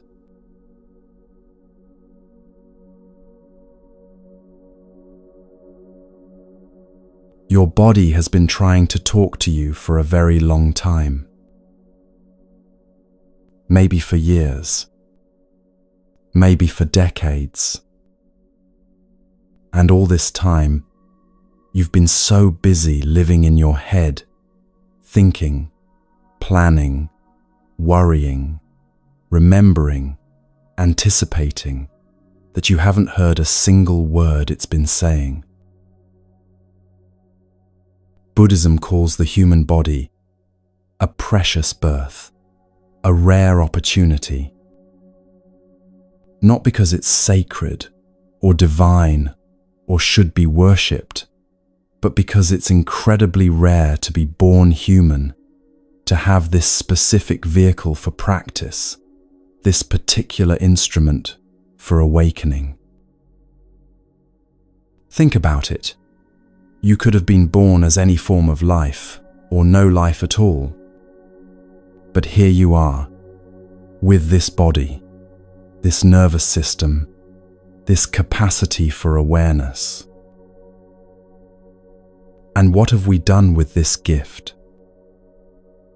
Most of us treat our bodies like inconvenient vehicles that occasionally need fuel and maintenance, something to be managed or ignored until it breaks down completely. But your body is not just a vehicle. It's a messenger. Everything you haven't processed emotionally, everything you've pushed down or pushed away, or tried to think your way through, your body has been storing. Keeping a record, holding the truth you're not ready to face. That tightness in your shoulders, that's not random. That's the weight of responsibility you've been carrying without rest. The burden of trying to hold everything together alone. The clenching in your jaw, that's all the words you haven't said. all the screams you've swallowed, all the boundaries you haven't set. The knot in your stomach? That's anxiety that hasn't been acknowledged, fear that hasn't been felt, intuition you've been overriding with logic. Your body speaks in sensation before it speaks in words, before it speaks in symptoms, before it speaks in illness. And if you learn to listen to those early whispers, you can address what needs addressing before the body has to scream. There's a woman I'll call Sarah who discovered this in a way that changed her entire relationship with herself. She came to a yoga class, not for spiritual reasons, but because her doctor had suggested it for her chronic hip pain. She'd had this pain for years, dull, persistent, occasionally flaring into something sharper. She'd tried physical therapy, anti-inflammatory medications, ergonomic adjustments to her workspace. Nothing helped for long. During one class, in a deep hip-opening pose, something unexpected happened. As her hip began to release, she started crying. Not gentle tears, but full-body sobs that shook her completely. She had no idea why. She felt embarrassed, confused, but she couldn't stop. The teacher came over, placed a gentle hand on her back, and said, "It's okay. The body remembers what the mind forgets." Later, when Sarah had calmed down, memories started surfacing. Memories of her mother's death 10 years earlier. Memories she thought she'd dealt with because she'd gone to therapy, because she'd talked about it, because she'd intellectually processed the loss. But her body had been holding the grief all along, storing it in her hips, waiting for the day she'd finally be still enough to feel it. Over the following weeks, as she continued the practice, the hip pain gradually dissolved. Not because the stretching fixed a mechanical problem, but because she'd finally listened to what her body had been trying to tell her for a decade. This is what Buddhism has understood for over 2,000 years. The body is not separate from your emotional and mental life. It's all connected, all communicating, all part of one whole system. The practice of mindfulness of body, called Kayagata, Sati in Pali, is one of the Buddha's foundational teachings. It's not about achieving a perfect body or making your body do impressive things. It's about cultivating awareness of your physical experience as it actually is, moment by moment. Why does this matter so much, especially for anxiety? Because anxiety lives in the body first, mind second. Before you consciously register the thought, "I'm anxious," your body has already responded. Heart rate increases, breathing becomes shallow, muscles tense, digestion slows, hands get cold or sweaty. Your body is having an anxiety attack before your mind even knows what's happening. And modern life has trained you to ignore all of this. You sit at desks for hours without noticing your shoulders creeping up toward your ears. You stare at screens until your eyes burn and your neck aches, but you keep going. You eat lunch while reading emails, barely tasting your food. You hold your breath during stressful moments without realizing it. You override your body's signals: tired, hungry, need to move, need to rest, because there's too much to do, not enough time. Productivity matters more than sensation. You've become profoundly disconnected from yourself. And here's what Buddhism adds that might seem paradoxical at first. The body ages, decays, eventually dies. This isn't meant to be morbid or depressing. It's meant to be motivating. When you truly understand that this body won't last forever, that it's subject to impermanence, just like everything else, something shifts. You stop taking it for granted. You start listening more carefully to what it's telling you right now, today, while you still have the chance. The Buddha taught his students to contemplate the body's impermanence regularly, not to become detached or nihilistic, but to develop appreciation and urgency. This precious human birth, this opportunity to wake up, won't last forever. So pay attention now. Listen now. Listening doesn't mean worshipping your body or making it an idol. It means respecting the messenger, honoring the communication, taking seriously what your body is trying to tell you about your life, your stress levels, your unprocessed emotions, your need for rest or movement or nourishment or release. When your body says, "I'm tired," and you override it with caffeine and determination, you're not being strong. You're being cruel to the only vehicle you have for this lifetime. When your body says, "This hurts," and you numb it with distraction or substances or relentless busyness, you're not solving anything. You're just teaching your body that its messages don't matter, that it has to speak louder next time. But when you start listening, really listening, something beautiful happens. The body begins to trust you. It doesn't have to shout anymore.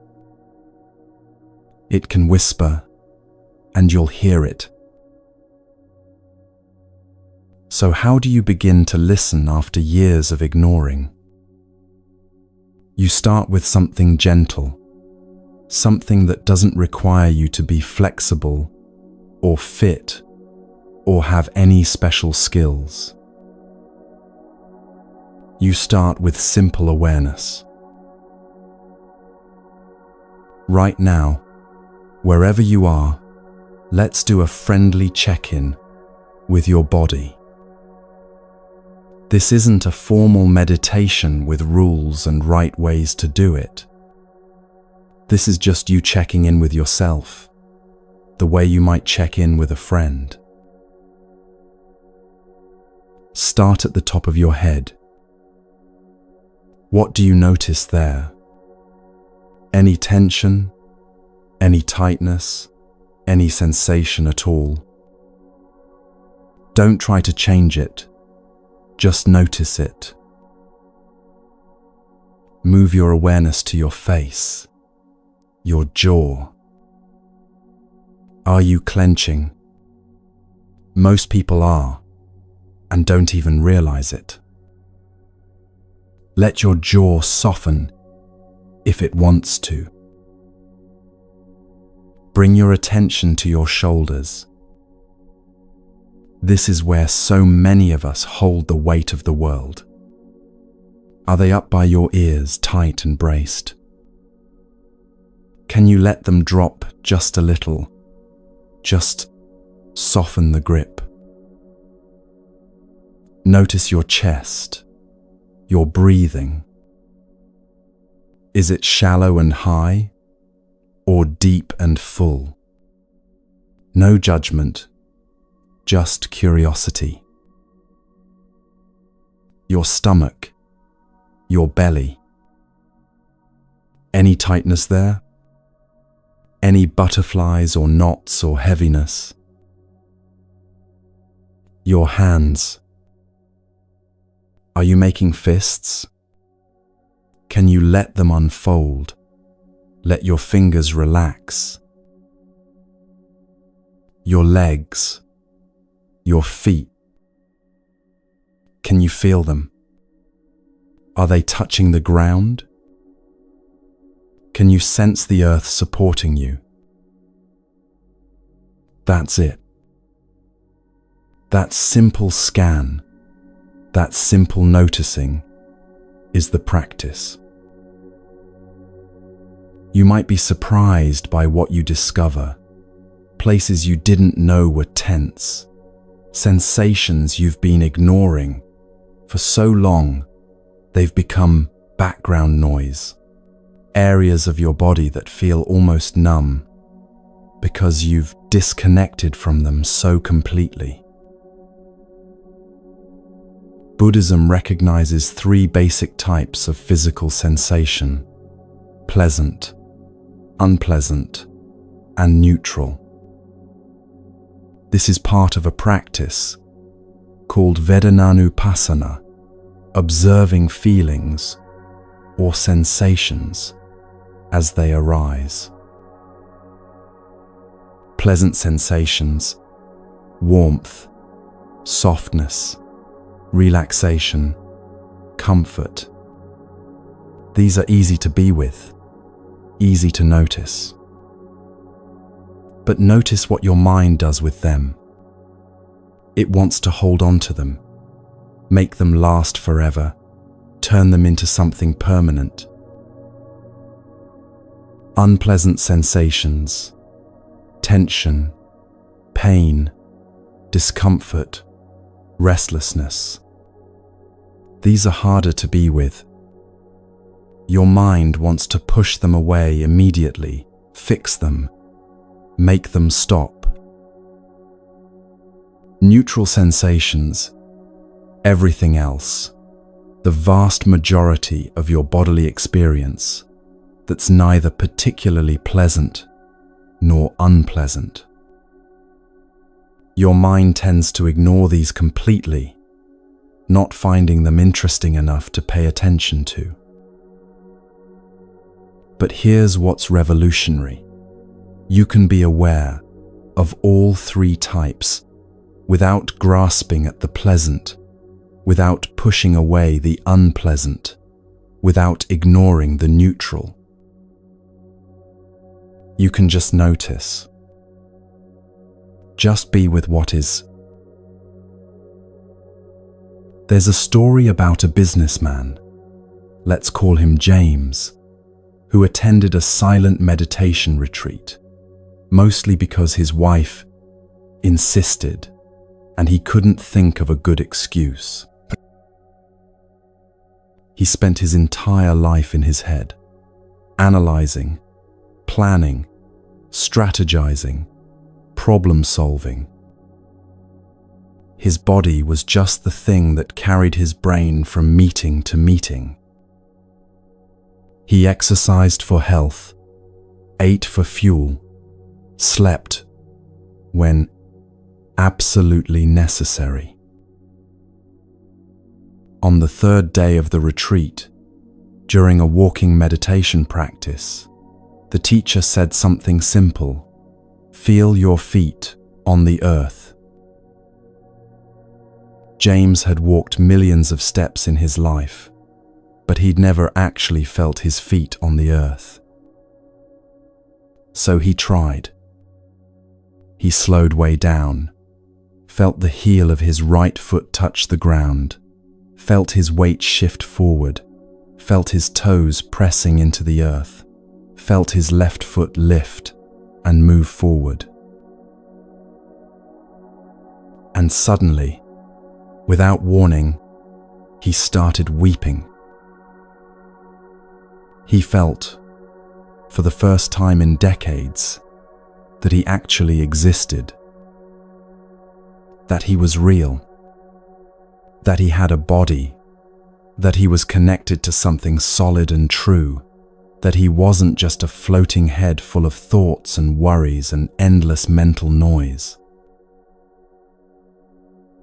Later he described it as the most profound experience of his life, more significant than his wedding, more moving than the birth of his children, more real than any success or achievement. Because in that moment, he'd come home to himself. This is the power of simple attention. You don't need to fix anything.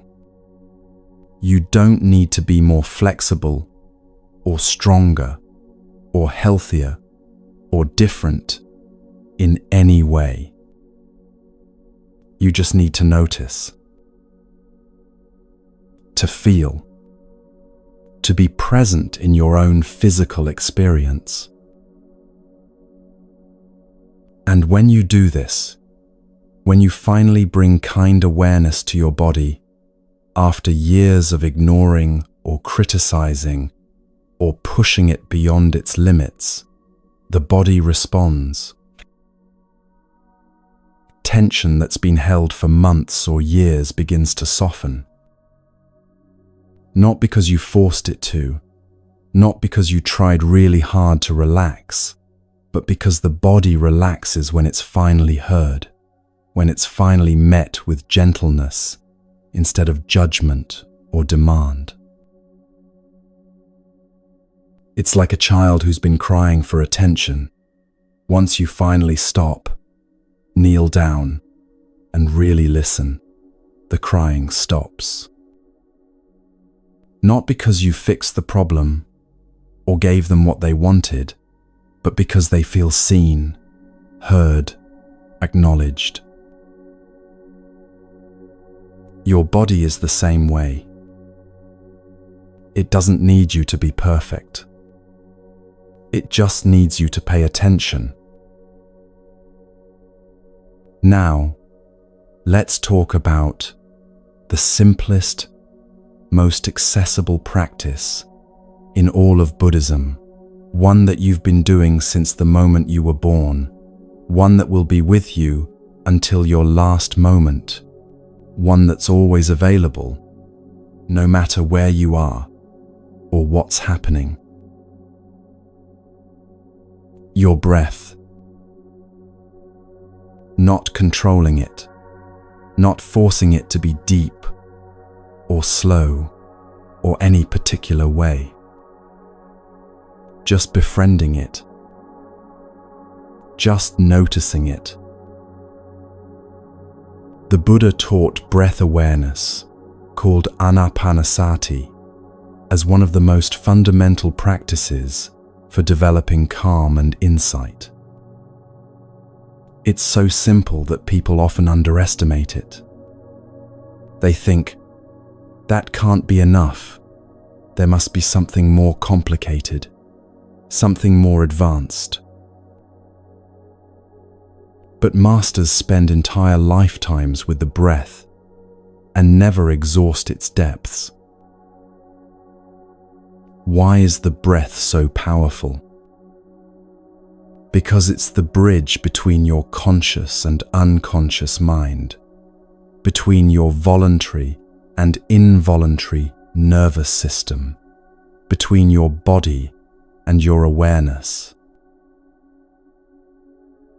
You can't control your heartbeat directly, but you can influence it through your breath. You can't tell your digestive system what to do, but breathing affects it.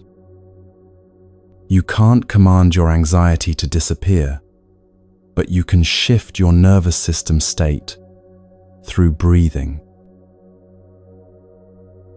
Your breath has been with you since birth. It will be with you until death. It's the most faithful companion you have, more reliable than any friend, any possession, any external circumstance. And it's always here. Always now. Always free. You don't need any equipment, any special location, any teacher present, any perfect conditions. Your breath is available in traffic, in meetings, in bed, at 3 a.m, in the middle of a panic attack, in moments of joy, in moments of grief. 3 conscious breaths can change your entire nervous system state. Not because breathing is magic, but because when you breathe slowly and intentionally, you send a direct signal to your vagus nerve, the main nerve of your parasympathetic nervous system, that says, "We're safe, we can rest, there's no emergency right now." Let's try it together right now. Not later, not when you have more time, but now. Wherever you are, whatever you're doing, pause for just 3 breaths. First breath. Breathe in slowly through your nose, feeling the air move into your lungs, feeling your belly gently expand. And breathe out through your mouth, letting everything soften, letting the breath carry away any tension you're holding. Second breath, in through your nose again, deeper this time if that feels comfortable, filling your lungs completely. And out through your mouth, slow and steady, like you're gently blowing out a candle. Third breath, one more time, breathing in all the way, feeling yourself expand with the inhale. And releasing fully, letting the exhale be just a bit longer than the inhale, letting your body sink into whatever's supporting it. Notice how you feel now compared to 3 breaths ago. Maybe just slightly different. Maybe a little more present, a little more grounded, a little less caught in the swirl of thoughts. That's the power of breath. Simple, accessible, always available. You don't need to breathe perfectly. You don't need to count to a certain number or hold it for a certain length. You just need to notice it, to be with it, to let it remind you that you're alive right now, in this moment. When anxiety starts building, when thoughts start spinning, when you feel yourself disconnecting from your body and getting lost in your head, come back to your breath. Not as a technique to manipulate your way out of discomfort, but as a way of anchoring yourself in what's real, in what's happening now, in the simple, physical fact of being alive and breathing. The breath is medicine. the simplest medicine, the deepest medicine. And your body, this precious human birth, this temporary vehicle, this messenger that's been trying to talk to you for so long, is waiting for you to come home. You don't need to be more flexible, or more fit, or more anything. You just need to listen, to notice, to feel your feet on the earth and your breath moving in and out, and the sensations arising and passing in each moment. This is the third gate, returning to the body. Not as an escape from the mind, not as a way to avoid your thoughts, but as a way of becoming whole again, integrated, present in the fullness of your human experience. When you live in your head alone, anxiety has endless space to grow, endless room to build its catastrophic scenarios.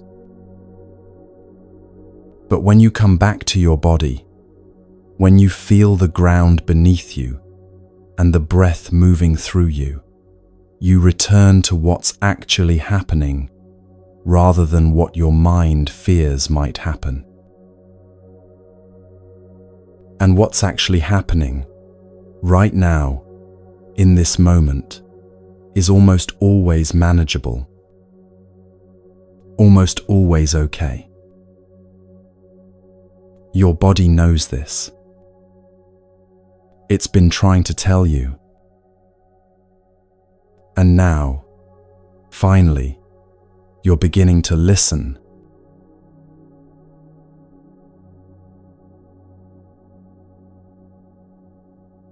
We've walked through 3 gates together, reclaiming time, freeing the mind, returning to the body.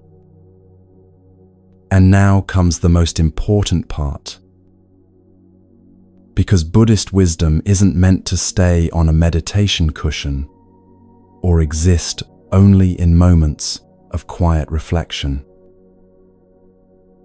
It's meant to be lived, breathed, embodied in the middle of your ordinary, messy, beautiful life.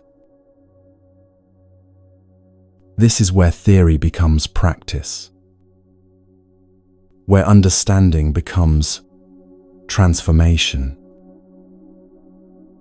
Let's start with something that might seem simple but is actually one of the most radical acts of resistance against modern culture: doing one thing at a time. We live in an era that celebrates multitasking, that treats divided attention as a skill to be proud of. You're expected to answer emails during meetings, scroll through your phone while watching television, eat lunch while working, listen to podcasts while exercising, think about tonight's plans while having this morning's conversation. And we wonder why we're exhausted, why nothing feels satisfying, why we can't remember what we did yesterday, even though we were busy every moment. Here's what nobody tells you: multitasking is violence against presence. Every time you split your attention, you split yourself. You fragment your consciousness into pieces, none of which can fully inhabit any experience. Your body is at the dinner table, but your mind is checking work messages. Your eyes are on your child's face, but your thoughts are rehearsing tomorrow's presentation. You're physically present in 100 places, but genuinely present in none of them. Your mind split equals your life split. And when your life is split, when you're always partially here and partially somewhere else, peace becomes impossible. Because peace requires wholeness, integration, the gathering of your scattered attention back into one focused point.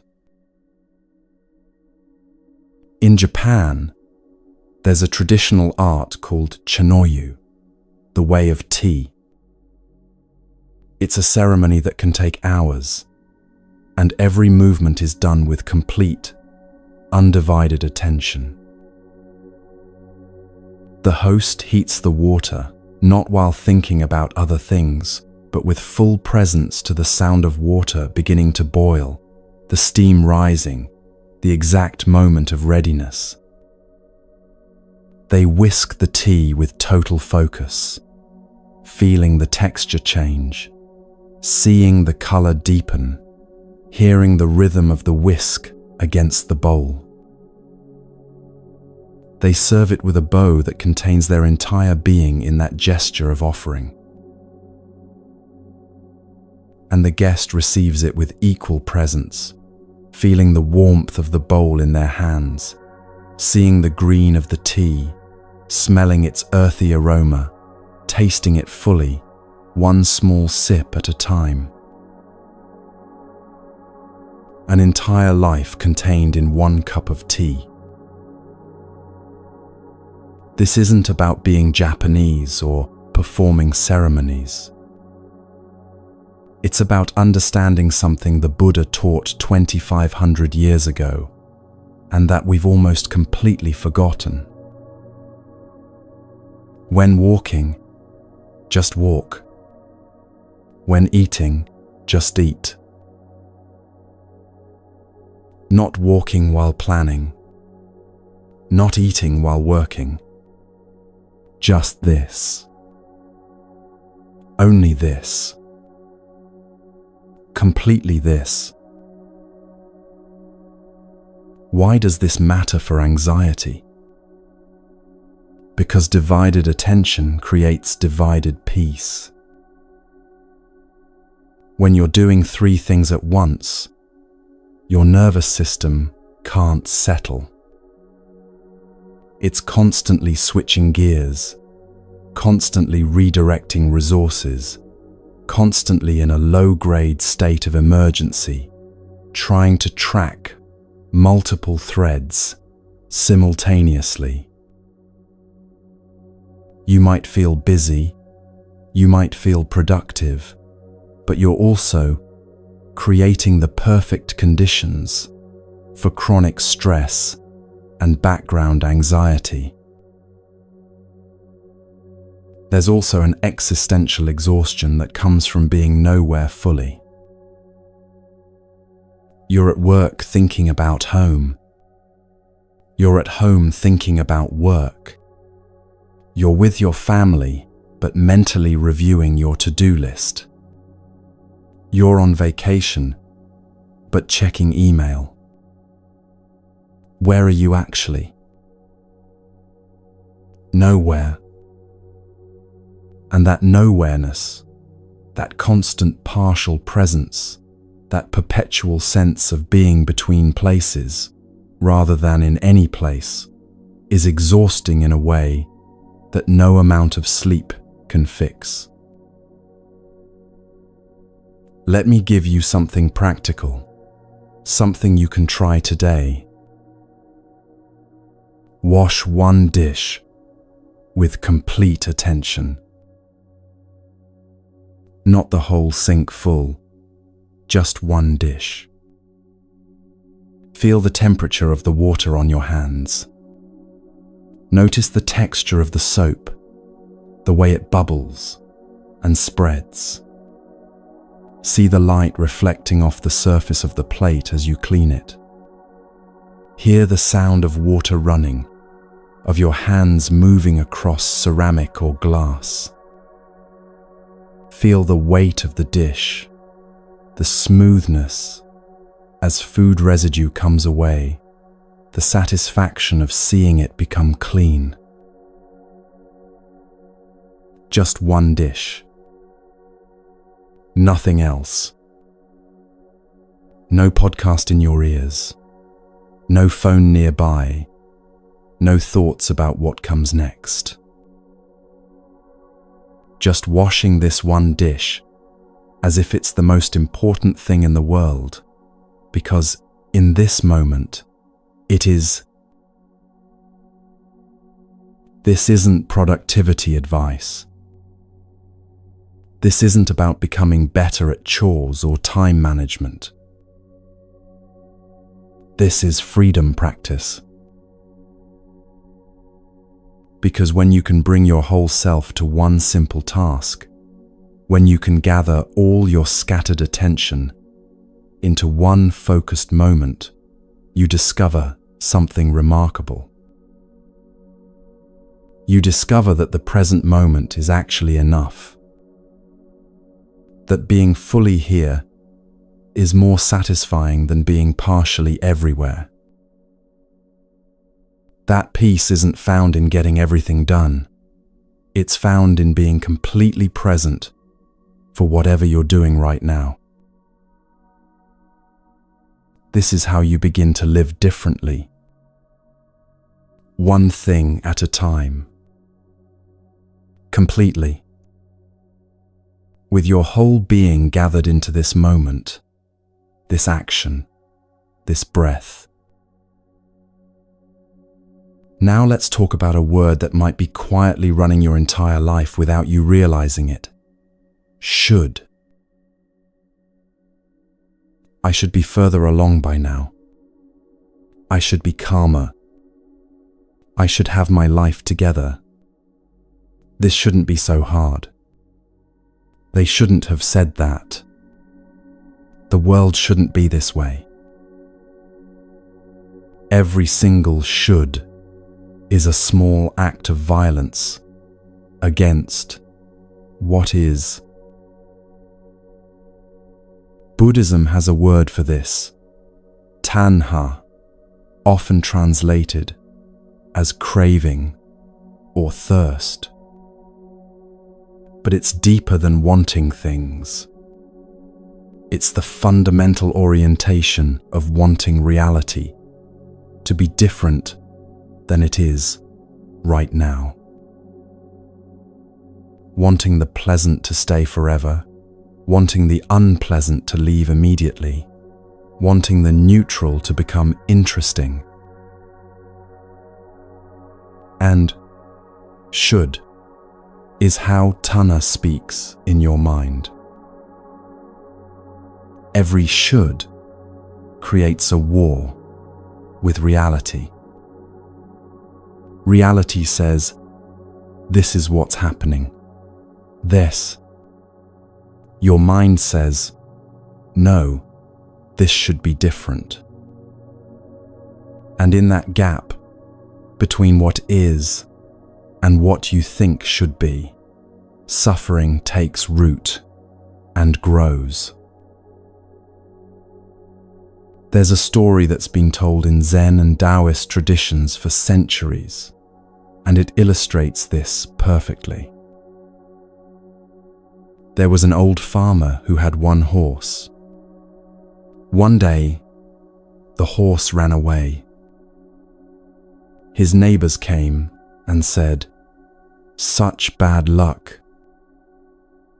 The farmer replied, "Maybe." The next day, the horse returned, bringing 7 wild horses with it. The neighbors exclaimed, "Such good luck." The farmer said, "Maybe." The following day, the farmer's son tried to ride one of the wild horses and was thrown off, breaking his leg. The neighbors said, "Such bad luck." The farmer responded, "Maybe." The day after, Military officials came to the village to draft young men into the army, but the farmer's son was spared because of his broken leg. The neighbors said, "Such good luck." And the farmer said, "Maybe." This story points to something profound that the Buddha taught in the Second Noble Truth. Suffering arises from tanha, from this constant craving for things to be other than they are. We're constantly judging reality, constantly comparing it to our mental model of how things should be, constantly generating suffering by arguing with what is. But what if you stopped? What if, like the farmer, you simply acknowledged what is, without immediately leaping to, "This is good," or "This is bad," or "This shouldn't be happening"? Now, let me be clear about something crucial. Acceptance doesn't mean approval. You can accept that something is happening right now without approving of it, without thinking it's good, without becoming passive or resigned. Acceptance is simply acknowledging reality as it actually is in this moment, not as you wish it were, not as it should be, not as it might become, but as it is, right now. Buddhism calls this Yathabhuta Jnana Dassana, seeing things as they really are. Not through the filter of your preferences, not through the lens of your fears, not colored by your judgments, just seeing what is. And here's the paradox. When you stop fighting what is, you actually gain more power to change it. Think about it this way.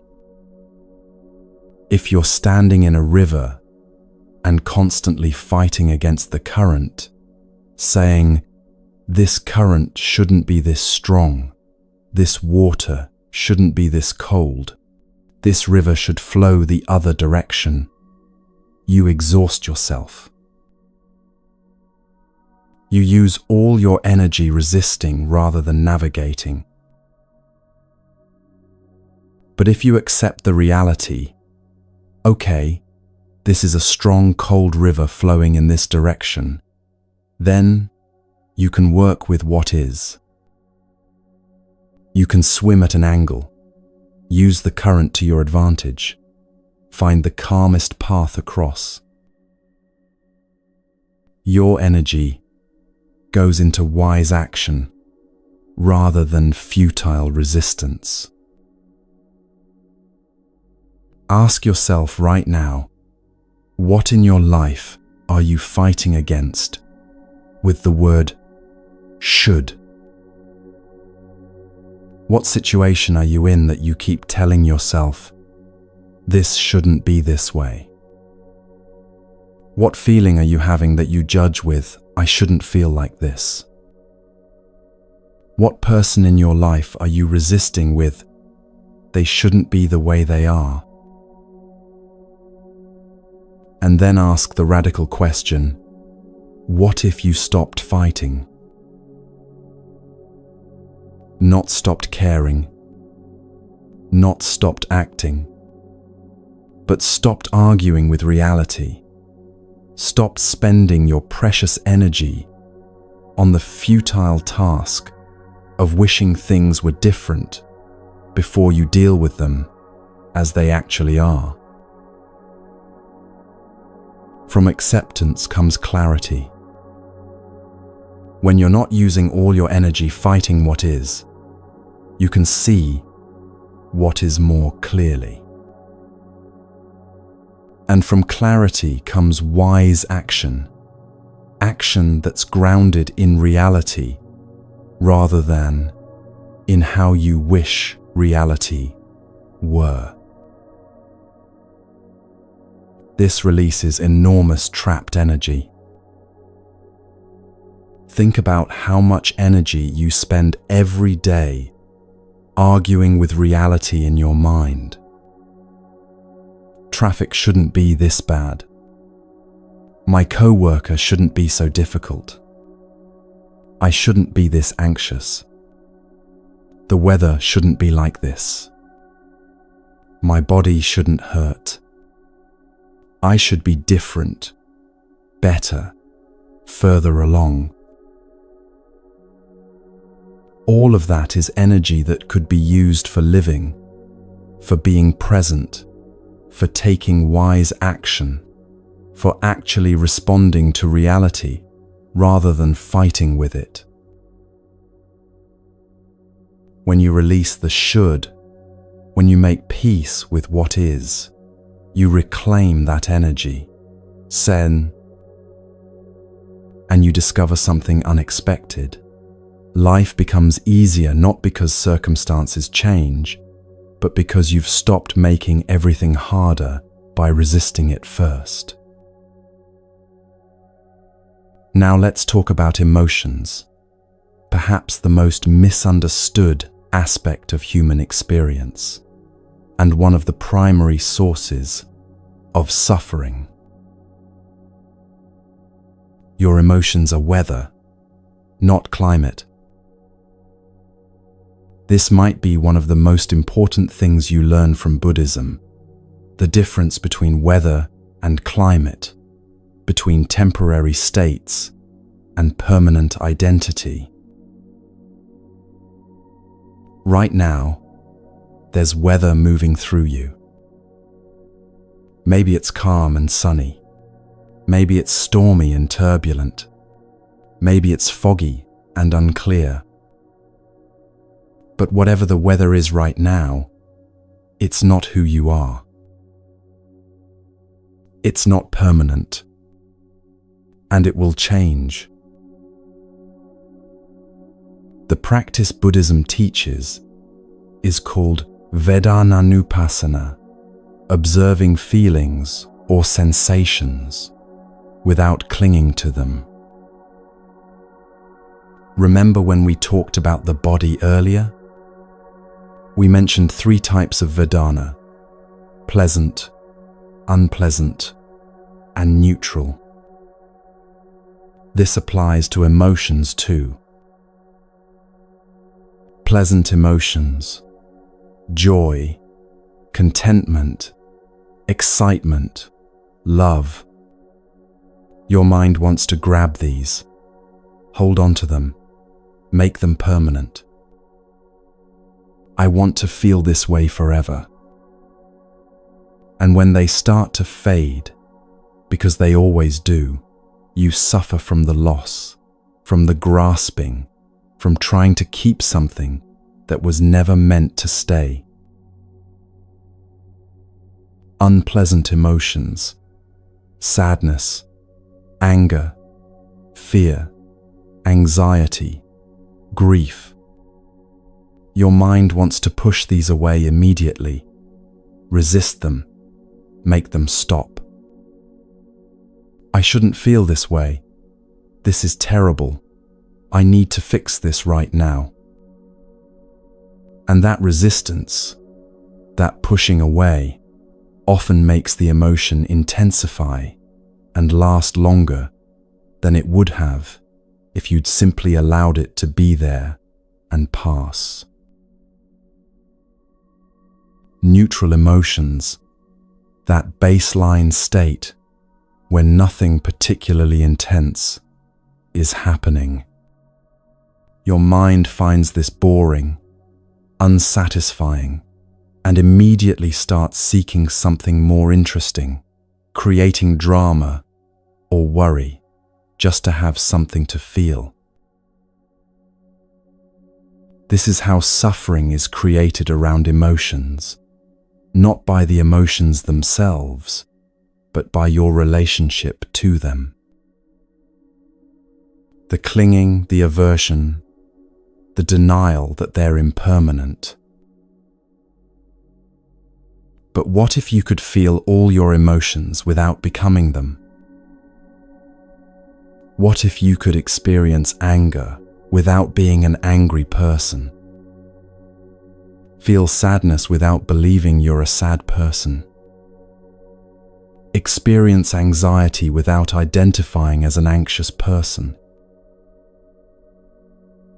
There's a story about a Zen monk who was known for his equanimity, his unshakable peace.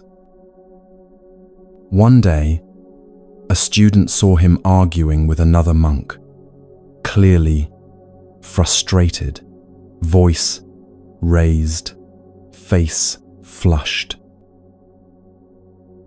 Later, the student approached him confused. "Master, I thought you never got angry, but today I saw you arguing, clearly upset." The monk smiled. "I did feel anger, yes. Anger arose, moved through me, and passed. But I am not anger. I am the space in which anger can appear and disappear. The anger came like weather comes. I didn't invite it. I didn't fight it. I didn't become it. I let it move through me like wind moves through trees."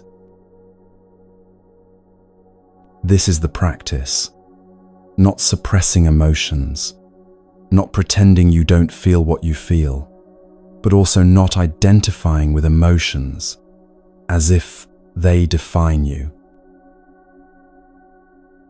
I notice sadness is very different from "I am sad." I notice anxiety is very different from "I am anxious." That difference might seem subtle, but it's the difference between freedom and imprisonment. When you say, "I am sad," you've identified your entire being with that emotion. You've become it. It defines you in that moment. And when you're identified with it, you can't see beyond it, can't remember that it's temporary, can't access the part of you that remains steady beneath all emotional weather. But when you say, "I notice sadness," you've created space. You're acknowledging the emotion without becoming it.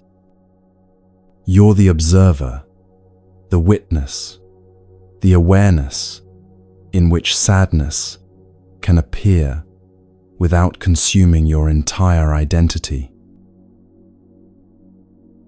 You're the ocean, not the waves. The ocean is vast, deep, powerful. Waves rise and fall on its surface, sometimes gentle ripples, sometimes massive swells, sometimes crashing breakers. But the ocean itself, the depth of it, remains unchanged by the surface weather. You are like that ocean. Your emotions are like the waves, real, powerful, worthy of attention, but not the totality of what you are. They rise from the depth, crest, and dissolve back into the depth. And you, the awareness, the consciousness, the depth itself, remain. This is what surfing means in Buddhist practice. You're not trying to stop the waves or calm the ocean, or achieve some impossible flat stillness. You're learning to ride the waves without drowning, to stay balanced as they lift you up and set you down. To respect their power without being destroyed by it. The practice is allowing. When an emotion comes, any emotion, can you allow it to be there without immediately trying to change it, fix it, push it away, or grasp onto it? Can you give it space to exist, to express itself, to move through you without resistance? This doesn't mean you act on every emotion. Feeling anger doesn't mean you have to yell at someone. Feeling fear doesn't mean you have to run away. Feeling attraction doesn't mean you have to pursue it. Allowing emotions doesn't mean letting them control your behavior. It means giving them permission to exist in your awareness without immediately reacting to them or trying to make them disappear. And here's what's beautiful. When you allow emotions to be there without resistance, they complete their natural cycle faster. Emotions are designed to arise, peak, and pass.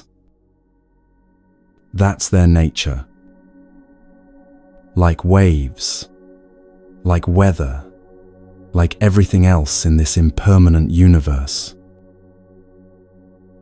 But when you resist them, when you fight them, or suppress them, or try to think your way out of them, you interrupt their natural cycle. You trap them, and they stay longer, grow stronger, become more problematic. When you allow them, yes, sadness, you can be here, I won't fight you, they complete their journey and naturally dissolve. They come, they peak, they pass, always. Nothing in your emotional life is permanent, except your capacity to be aware of it all. The joy you feel today will fade. Enjoy it while it's here, but don't cling to it as if it defines your worth or determines your future happiness. The sadness you feel today will also fade. Honor it, feel it, let it teach you what it has to teach, but don't believe it will last forever or that it defines who you are. This is how you live with your emotions without being ruled by them. This is how you feel everything without being destroyed by anything. This is how you remain human, fully feeling, fully alive, without losing yourself in the storm. The weather changes. Always. But you remain. And in that remaining, in that steady awareness that holds all emotions without being defined by any of them, you find a peace that doesn't depend on circumstances, a stability that exists beneath the surface turbulence, a freedom that was there all along, waiting for you to recognize it. You're not your emotions. You're not your thoughts. You're not the weather. You're the vast, spacious, unchanging awareness in which all of this appears and disappears, arises and passes, comes and goes, like waves on an infinite ocean. And that awareness, that is who you really are.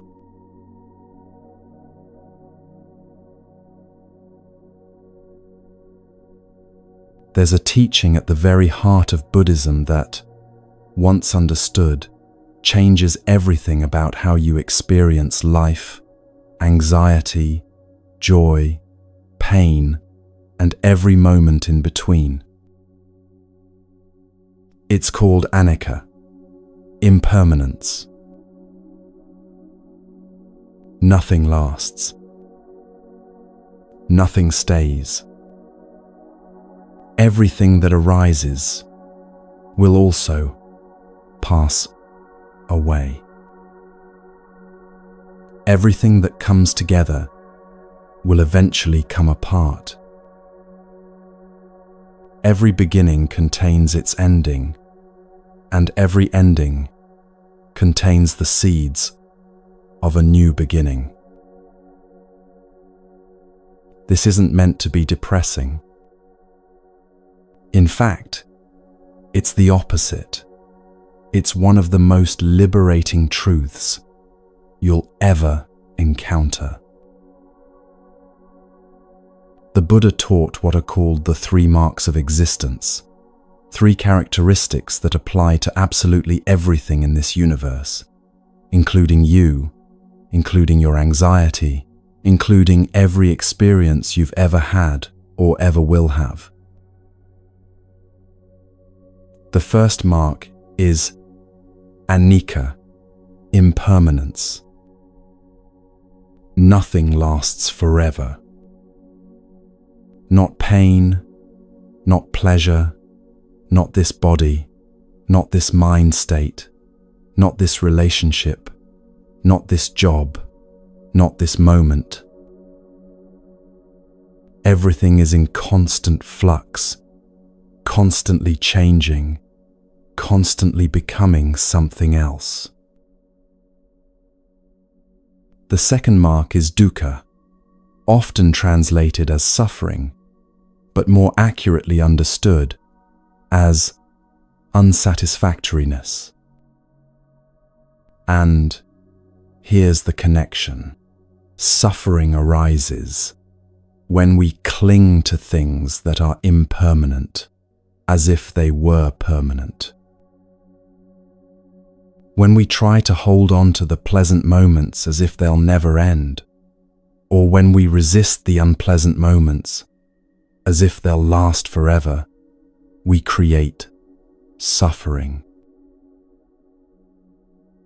The third mark is anatta, non-self or not self.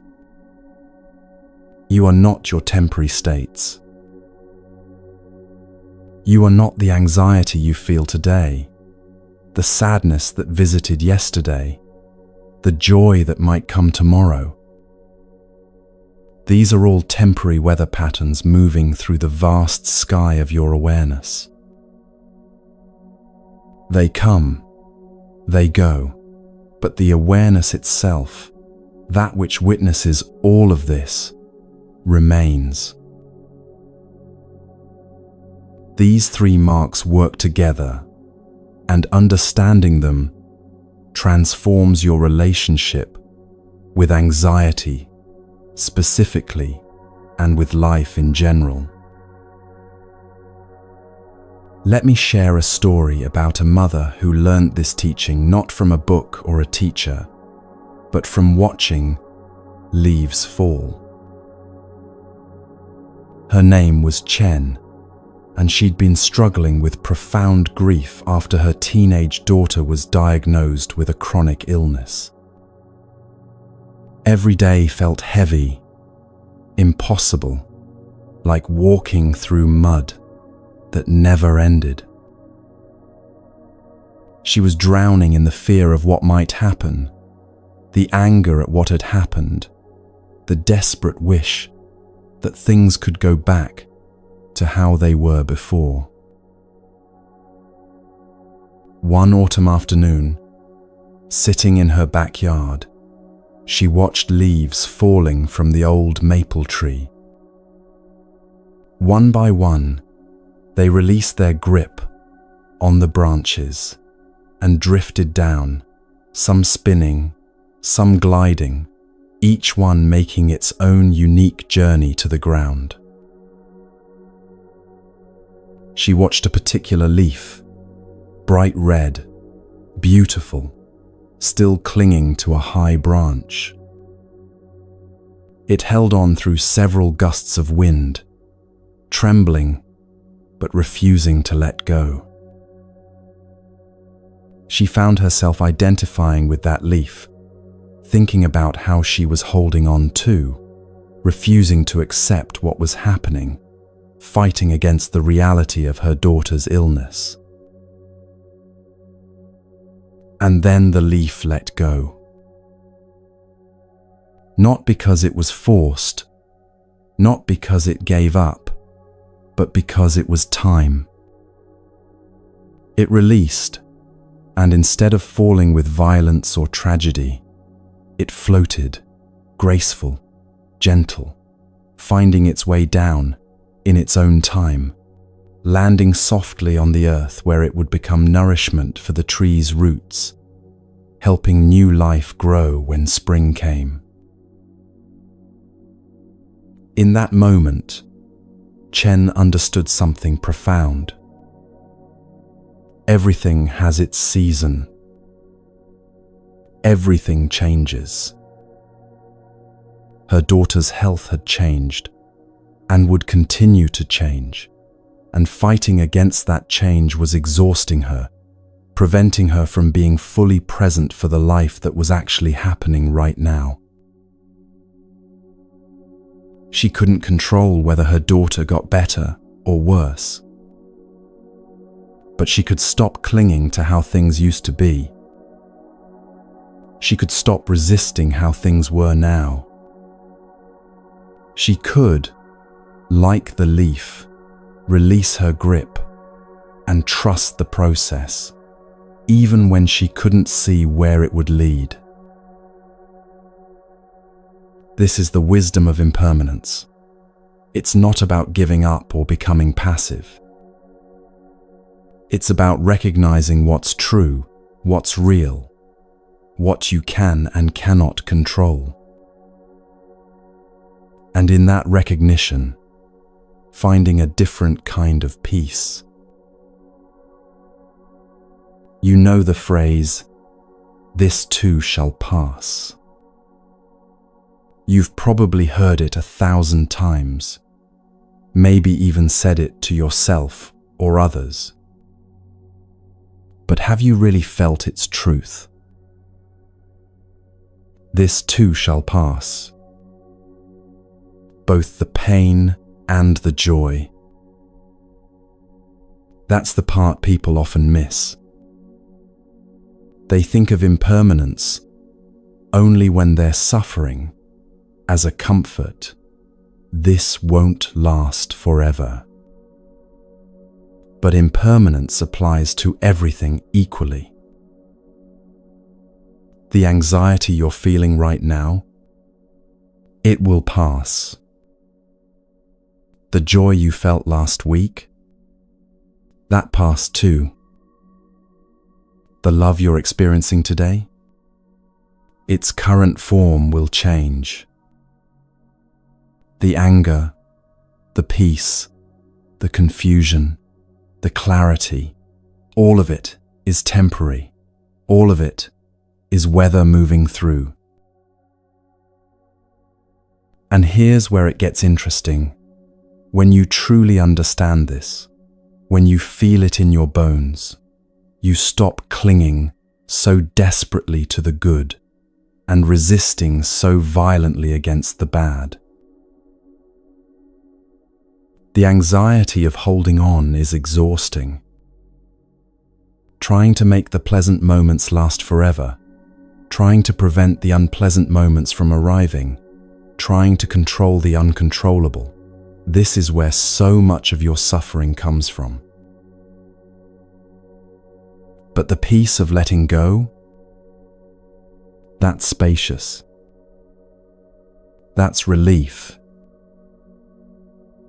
When you stop trying to freeze time around the good moments and stop trying to fast forward through the difficult ones, you can finally be present for your actual life as it unfolds, moment by moment, breath by breath. Why is impermanence liberation rather than sadness? Because it means nothing is stuck. Your current circumstances aren't permanent. Your current emotional state isn't permanent. Your current limitations aren't permanent. Even your anxiety, the thing that might feel like it's been with you forever and will never leave, even that is subject to change, is changing right now as you listen to these words. You've survived 100% of your worst days. Think about that for a moment. Every time you thought, "I can't handle this," you did. Every time you believed, "This will never end," it did. Every time you felt certain you wouldn't make it through, you made it through anyway. Not because you're superhuman, but because impermanence is a law of nature. Things change. Pain changes. Circumstances change. You change. Take a moment now and remember a time you thought would never end. Maybe it was heartbreak that felt like it would kill you. Maybe it was a job situation that seemed impossible to escape. Maybe it was a period of depression or anxiety that felt endless, like drowning in dark water with no surface in sight. And yet, here you are. That moment passed. That period ended. Somehow, even though you couldn't see how at the time, you moved through it and came out the other side. This isn't to minimize what you went through or what you might be going through now. Pain is real. Difficulty is real. But so is impermanence.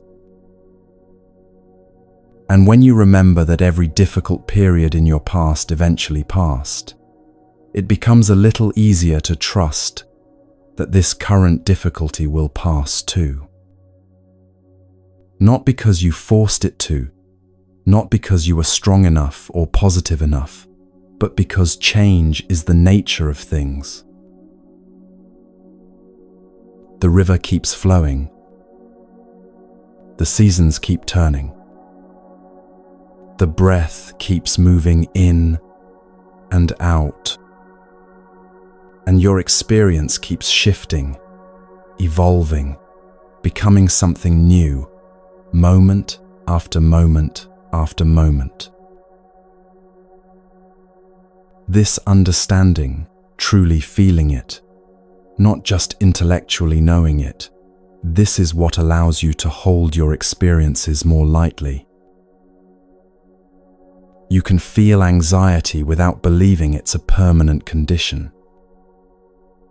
You can feel sadness without identifying as a sad person. You can experience difficulty without concluding that your whole life is difficult. Everything is temporary. Everything passes. And that's not a tragedy. It's the greatest relief you'll ever encounter. Now here's where this teaching becomes even more profound, more precious, more relevant to how you actually live your life.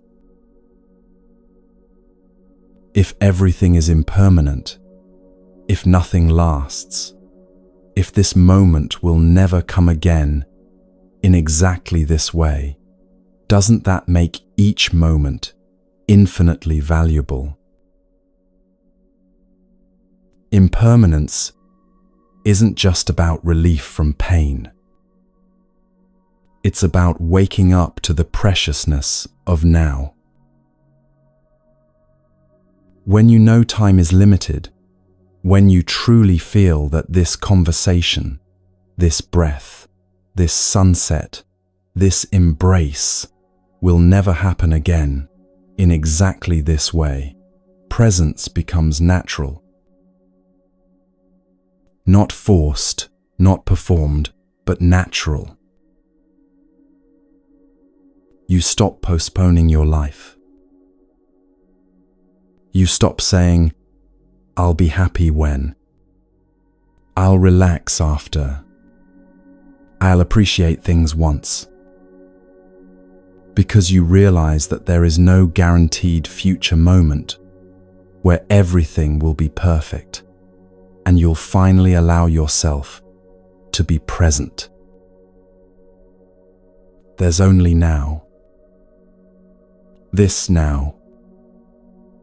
This breath that's happening right now and will never happen again. There's a beautiful Zen story about this that has stayed with me for years. An elderly grandmother was dying, and her family gathered around her bed, crying, holding her hands, devastated at the thought of losing her. In her final days, the hospice worker asked if there was anything she wanted, anything that would bring her comfort. The grandmother smiled and said, "I would like a cup of green tea." So they brought her tea, helped her sit up, placed the warm cup in her trembling hands. And she drank it so slowly, so completely, savoring every sip as if it contained the entire universe. Afterwards, she set down the cup, looked at her family with clear, peaceful eyes and said, "That was the best cup of tea I ever had." Her daughter asked, "Why was it so special?" And the grandmother replied, "Because I knew it was my last. So I really tasted it." This isn't morbid, it's awake. The grandmother wasn't depressed by the knowledge of her impending death. She was awakened by it. It made her present for the tea in a way she might never have been otherwise. You don't have to be dying to live this way. You just have to remember that everything is dying, everything is temporary, including you, including this moment, including the people you love, and the life you're living right now. Each conversation is unrepeatable. You'll never have this exact exchange with this person again, even if you talk to them every day for the rest of your life. This version of them, this version of you, this moment in time, it's happening once. Each breath is a gift. Not metaphorically, but literally. You're breathing right now, and you have no guarantee of the next breath, even though you assume it will come. Each inhale, each exhale is a gift you're receiving moment by moment. When you understand impermanence deeply, gratitude becomes effortless. Not because you're trying to be positive or spiritual, but because you genuinely recognize how precious and fragile and temporary everything is. Let me ask you something right now, and really take a moment to consider it. What are you grateful for right now?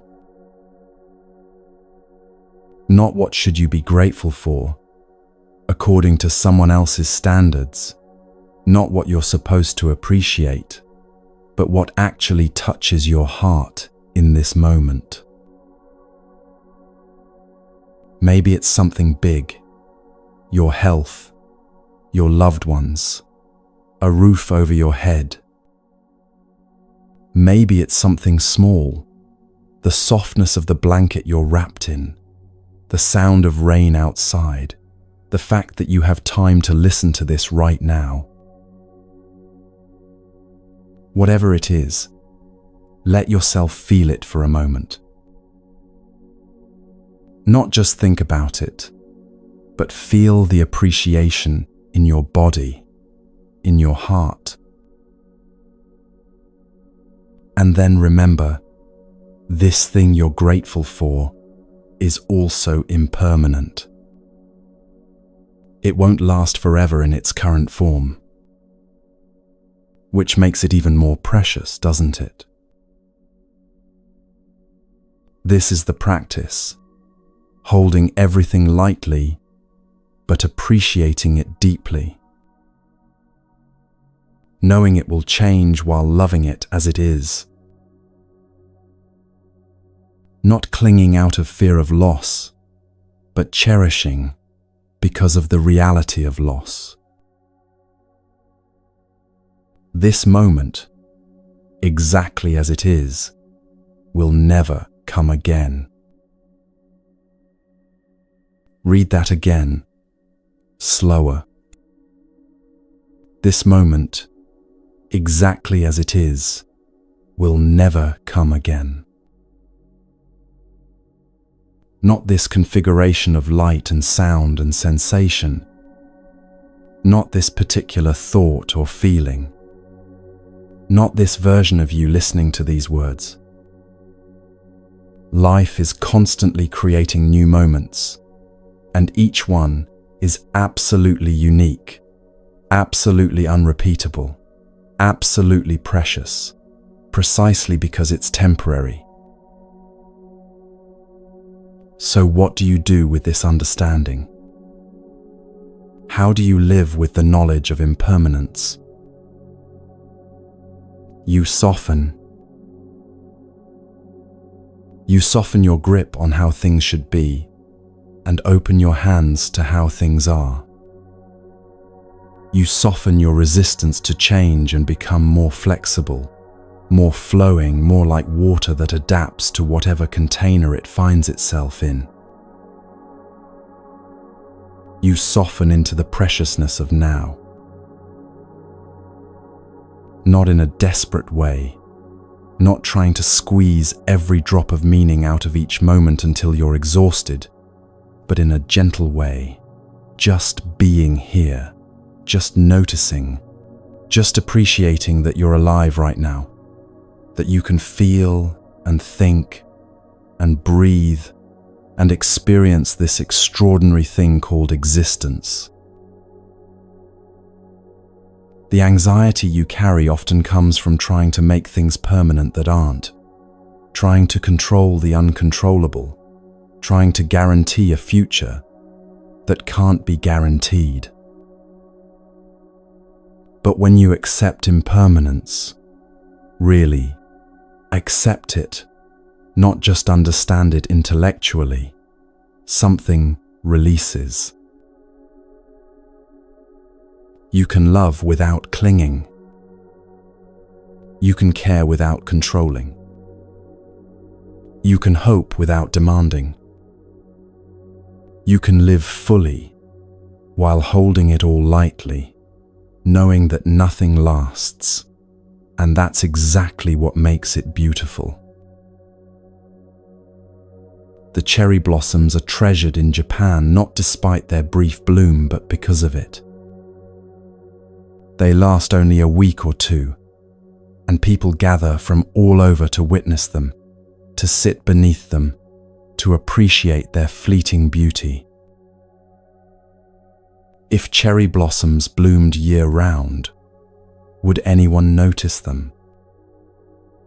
Would anyone plan trips to see them, write poems about them, weep at their beauty?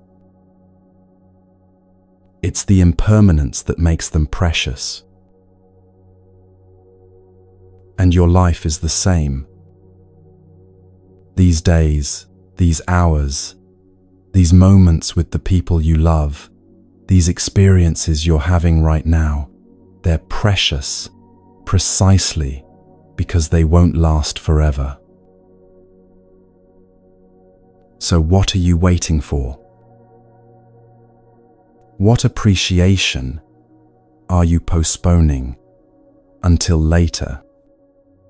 What presents are you delaying until circumstances are perfect?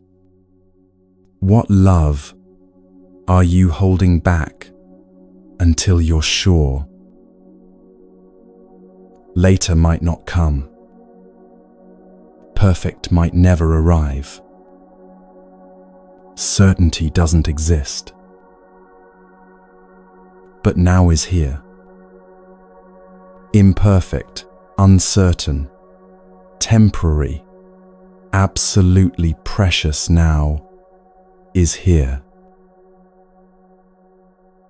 And you have a choice in this moment and in every moment to be fully here for it, or to continue postponing your life until some imaginary future moment when everything aligns just right. The wisdom of impermanence teaches you that the time to live is now. Not because you might die tomorrow, but because this moment is the only one that actually exists. Yesterday is gone, tomorrow hasn't arrived, and this moment, this precious, fleeting, unrepeatable moment, is all you ever really have. So take a breath. A full, conscious, appreciative breath. Feel the air moving in. Feel it moving out. Feel yourself here, alive, present. This breath will never happen again. This version of you will never exist again. This moment of awareness is completely unique in the history of the universe. That's not pressure. That's not meant to make you anxious about missing out or doing it wrong. It's an invitation to wake up, to be here, to let the preciousness of impermanence soften you into deeper presence, deeper appreciation, deeper love for this temporary, beautiful, constantly changing life you've been given. Everything passes. The pain passes. The joy passes. This moment passes. And that's not sad. That's the great relief, the great liberation, the great invitation to stop waiting and start living. Right now, right here, in this impermanent, precious, absolutely unrepeatable moment.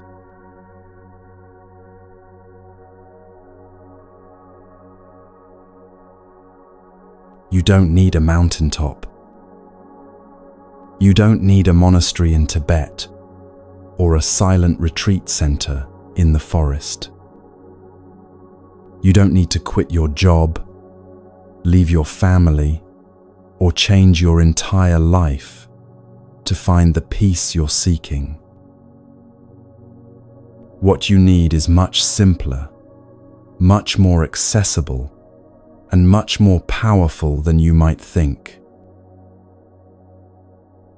You need to learn how to create micro moments of sanctuary right where you are, in the parking lot, before work, at your kitchen sink, in the 60 seconds between meetings, in the pause before you open the door to your home. These tiny moments of intentional silence, these brief returns to stillness, these sacred pauses in the middle of ordinary life, this is where your practice actually lives. Not in some idealized future when you have more time, but right here, right now, in the cracks and crevices of your regular day. Buddhism calls the practice of calming the mind samatha, and while people often think of it as formal meditation, sitting cross-legged on a cushion for hours, the real practice is bringing that quality of calm into your everyday life. Samatha in the supermarket line. Samatha while washing your hands. Samatha in the elevator, in traffic, in the waiting room. Sacred pauses are exactly what they sound like. Deliberate, conscious moments where you stop the momentum of doing and simply be. Before you eat, pause for 5 seconds. Look at your food. Take one breath. Arrive at the table before taking the first bite. Before a meeting, pause in the doorway. Feel your feet on the ground. Take one conscious breath. Let the previous moment release before entering the next one.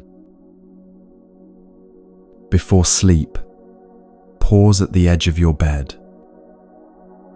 Instead of collapsing into unconsciousness or scrolling through your phone, sit for just 30 seconds. Acknowledge the day that's ending. Take 3 full breaths. These aren't complicated practices. They don't require training or special circumstances. They're simply moments of remembering to be present, remembering that you have a body and breath, remembering that you can choose calm even when everything around you is chaos. Research shows that 60 seconds of intentional quiet can reset your nervous system. Just 60 seconds. 1 minute of conscious breathing, of silence, of presence, and your heart rate variability improves. Your stress hormones begin to decrease. Your parasympathetic nervous system comes online. You have 60 seconds. You might think you don't, but you do. You just haven't made them sacred yet. Let me tell you about Maya, a corporate lawyer who discovered this practice not through spiritual seeking, but through sheer desperation. She was working 80-hour weeks, handling high-stakes litigation, barely sleeping, living on coffee and adrenaline. Her anxiety had reached a point where she was having panic attacks in the bathroom at work, her hands shaking during depositions, her mind racing so fast she couldn't track conversations anymore. One morning, sitting in her car in the parking garage before work, she realized she couldn't get out. Not physically, she wasn't paralyzed, but mentally and emotionally, she couldn't face walking into that building, couldn't face another day of the relentless pressure. So she just sat there. And in that sitting, in that moment of not doing forced upon her by overwhelm, something shifted. She took a breath. Not a deep, dramatic breath, just a normal one, but she noticed it. And then another, and another. For 5 minutes, she just breathed in her car, not trying to fix anything, not planning her day, not rehearsing arguments or reviewing emails, just breathing, just being, just sitting in the stillness before the storm. And when she finally walked into work, something was different. She felt more grounded, more present, less like she was already drowning before the day even began. So she started doing it intentionally. Every morning, before getting out of her car, she'd sit for 5 minutes. Just breathing, just being, creating a tiny sanctuary in the front seat of her Honda before entering the chaos of her day. Then she added another pause, 60 seconds before lunch, sitting at her desk with her eyes closed, just breathing, letting the morning release before the afternoon began. Then another 30 seconds before walking into her apartment at night, standing outside her door, breathing, letting work fall away before crossing the threshold into her home life. These micro moments, never more than 5 minutes, usually just 60 seconds, began changing her entire experience of life. Not because they eliminated stress or made her job easier, but because they gave her places to land, moments to reset, sacred pauses where she could remember who she was beneath all the doing and performing and achieving. Within 3 months, her panic attacks had stopped. Not because she'd changed jobs or circumstances, but because she'd changed her relationship to those circumstances. She'd created sanctuary not by escaping her life, but by bringing moments of stillness into the middle of it. You can do this too. Starting today. Choose one transition in your day, one moment where you move from one thing to another. Waking to getting out of bed, arriving at work to entering the building, finishing work to starting dinner, turning off the light to closing your eyes for sleep. And in that transition, pause.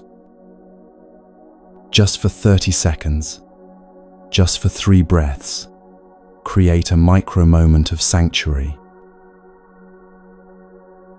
You don't need to do it perfectly. You don't need to feel immediately calm or enlightened or different.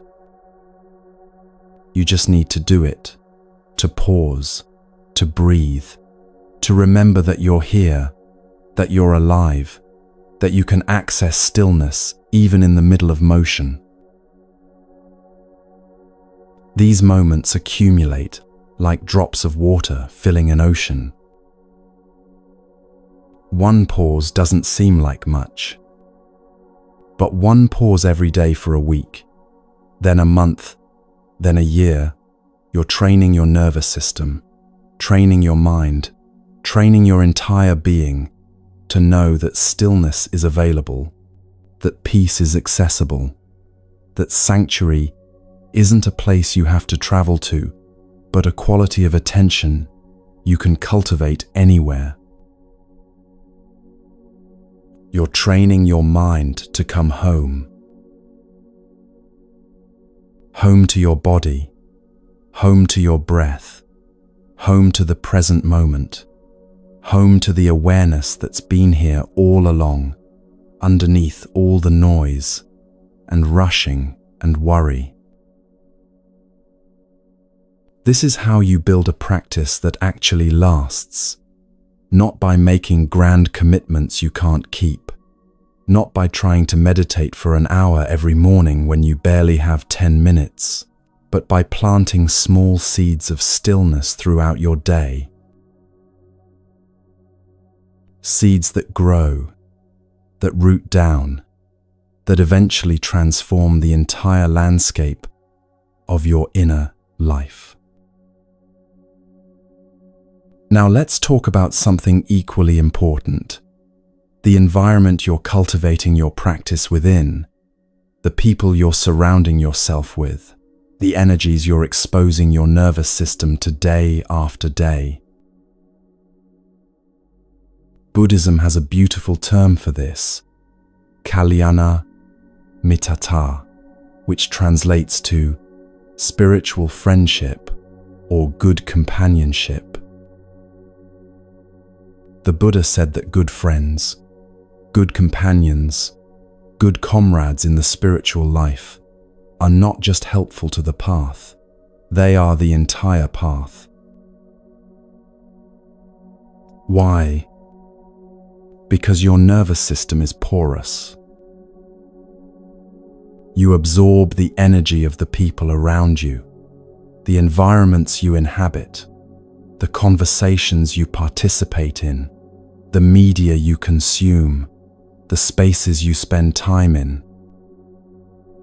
You can't help it.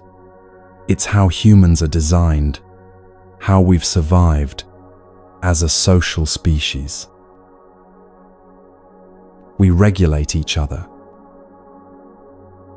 When you're around someone who's anxious, who's speaking quickly, breathing shallowly, radiating stress from every pore, your nervous system picks up on that and starts to mirror it. Your heart rate increases, your breathing shallows, your muscles tense, all without conscious thought, just through proximity. But the opposite is also true.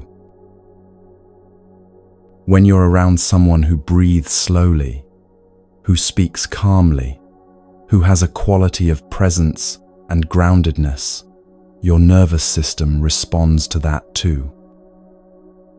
You start breathing deeper without trying. Your shoulders relax. Your mind quiets. Their calm becomes contagious, teaching your system that it's safe to settle, safe to rest, safe to be present. This is why choosing your environment wisely isn't selfish. It's essential. You're not trying to isolate yourself from everyone who's struggling or avoid all difficulty. But you are making conscious choices about who and what you expose yourself to regularly, especially during times when your own nervous system needs support, when your own practice needs protection. Think about the words that surround you daily. Are they words that calm or words that agitate? Words of encouragement or constant criticism? Words of possibility or words of catastrophe? The Buddha taught about right speech as part of the Eightfold Path, speech that's truthful, helpful, kind, and timely. Not as a moral rule to follow, but as recognition that words have power, that they shape reality, that the linguistic environment we create affects the mental and emotional environment we inhabit. If you're constantly surrounded by gossip, complaint, cynicism, negativity, fear-mongering, your mind starts to take that shape. If you're regularly around words of kindness, curiosity, possibility, calm presence, your mind begins to reflect those qualities instead. The same applies to physical environments. A cluttered, chaotic space creates internal clutter and chaos. A clean, simple space with soft light and room to breathe invites your nervous system to settle. You don't need an Instagram-perfect minimalist aesthetic. You just need intentionality, creating spaces that support your practice rather than undermining it. A corner where you can sit quietly for a few minutes, without distraction. A bedroom that's actually restful, not filled with screens and stimulation. A kitchen where you can prepare and eat food with presence, rather than in front of a television or computer. Small changes in environment create significant changes in nervous system state. There's a story about a monk named Ajahn Chah, who was known for his wisdom and peace. When he was younger, he spent years going from teacher to teacher, monastery to monastery, seeking the perfect environment for enlightenment. He'd arrive at a monastery, practice intensely for months, then decide the environment wasn't quite right, too noisy, too quiet, too many rules, not enough structure, wrong kind of meditation, and he'd leave to find the next place. This went on for years until he met an old teacher in the forest who asked him a simple question: are you looking for the perfect place, or are you looking for peace? Ajahn Chah realized he'd been confusing the two. He'd been believing that peace would come from external circumstances, that if he just found the right environment, the right community, the right conditions, then his mind would settle. But the teacher showed him something different. You create the environment through your practice, through your presence, through the quality of attention you bring. Certainly, some environments support that more than others, and choosing wisely matters. But no external environment will give you what you haven't cultivated internally.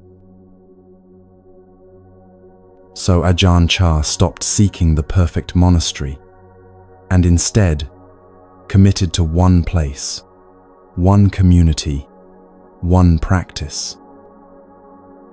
He chose his companions carefully, people who were sincere, who practiced with dedication, who supported each other's growth, rather than feeding each other's drama. He cultivated right speech, right environment, right companionship, not as rules, but as recognition that these things matter.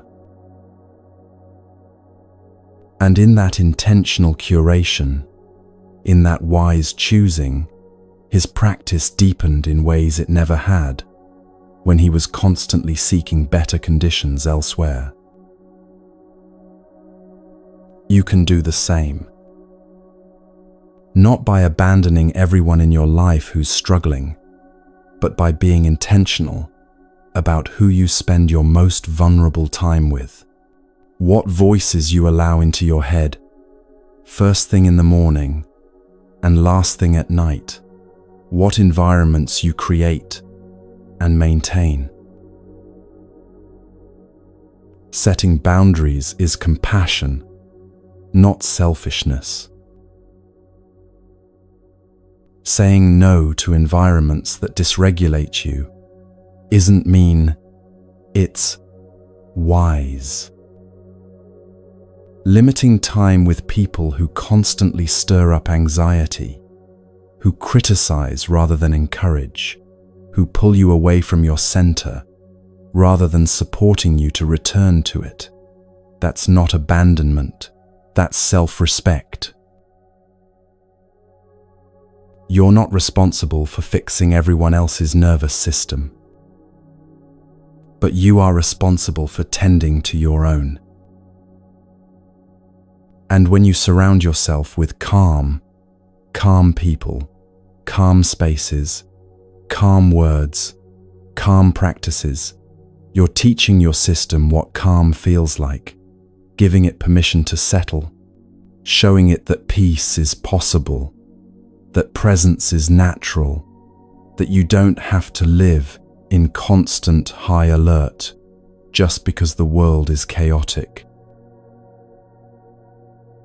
Calm is contagious, but so is chaos.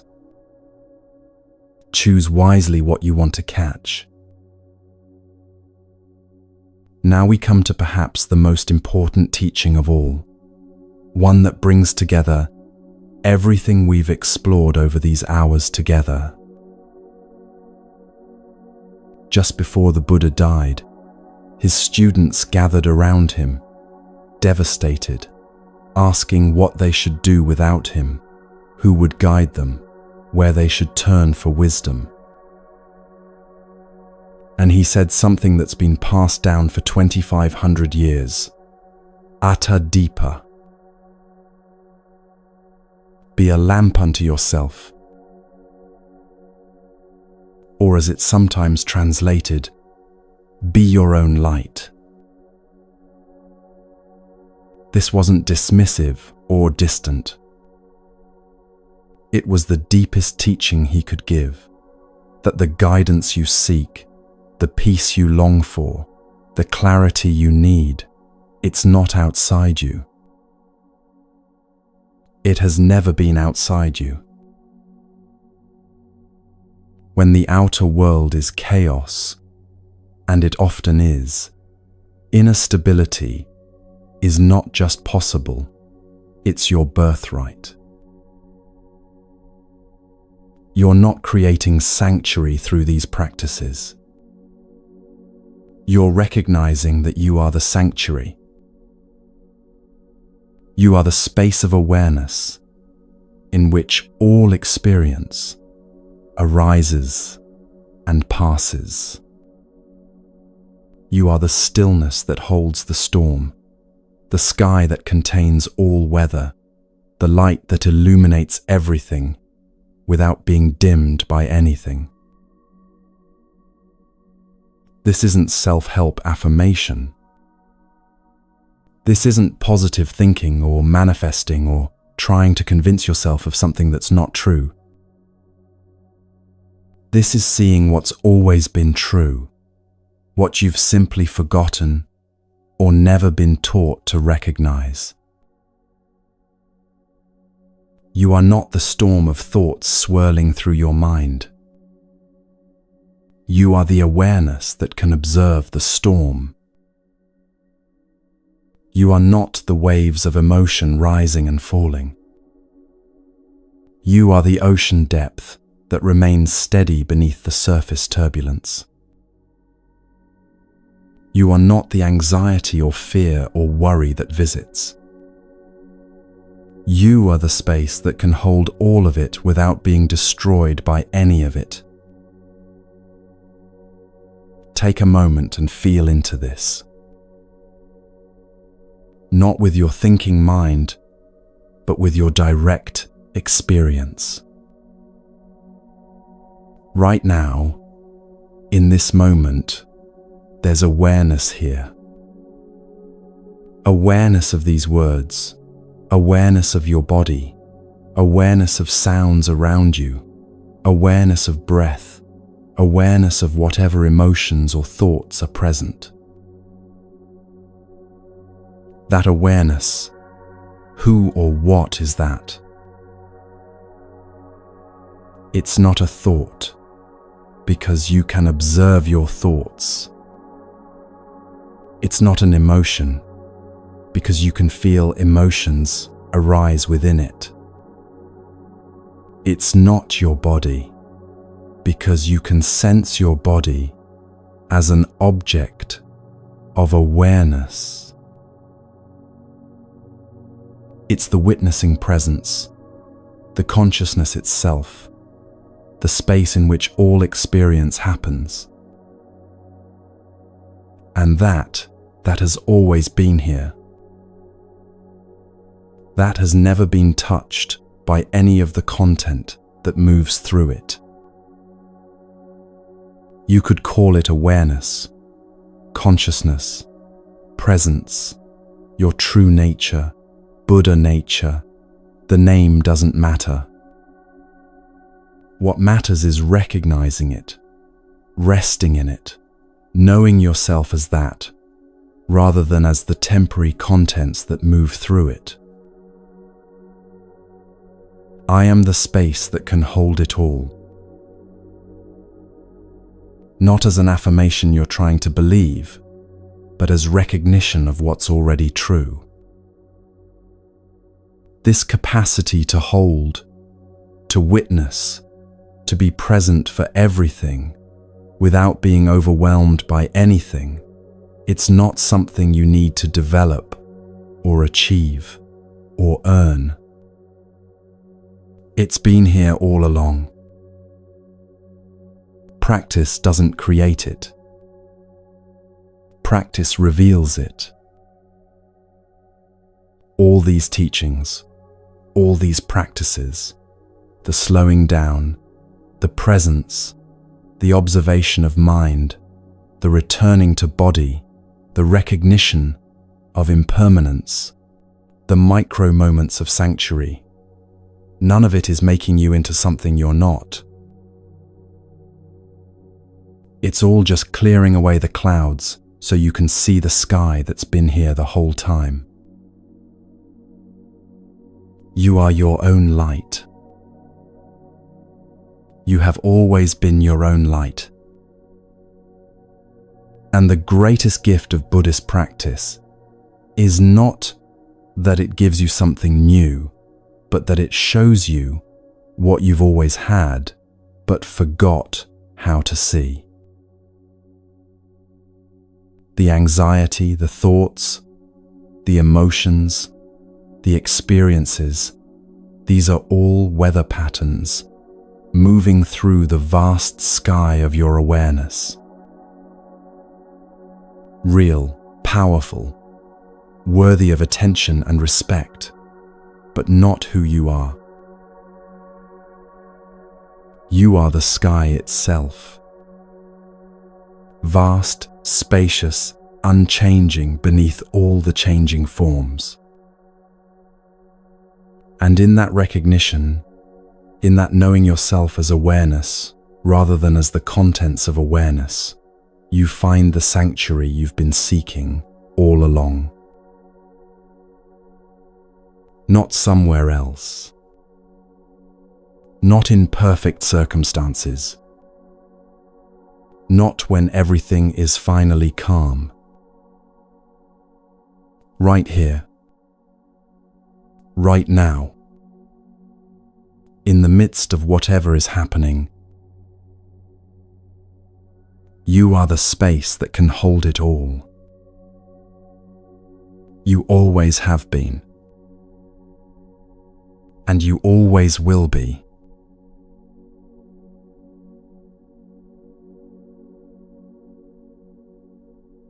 These 3 hours we've shared, they're not an ending. They're a beginning. Today is day 1 not the only day. The real practice doesn't happen while listening. It happens in your living, in your choices, in the moments when you remember to pause, to breathe, to return to yourself. The Buddha's final words to his students were, "Be a light unto yourself." You already have everything you need. The peace, the clarity, the capacity to hold it all. It's been inside you all along. And when anxiety returns, and it will, because you're human, know this. It's not failure.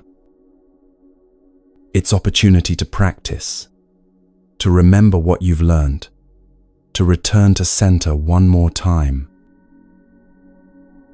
Each return strengthens you. You're not going in circles. You're spiraling upward, growing, evolving, becoming more yourself with each practice. Be gentle with yourself on this journey. You're doing something courageous simply by seeking peace in a world that profits from your anxiety. Thank you for trusting this time with me. Know that you can return here whenever you need, whenever you want to remember. The Buddha taught something I want to leave with you. Peace comes from within. Do not seek it without. If this resonated with you, leave a simple comment, maybe just the words, "I am calm," and know you're part of a community, all of us breathing through this together.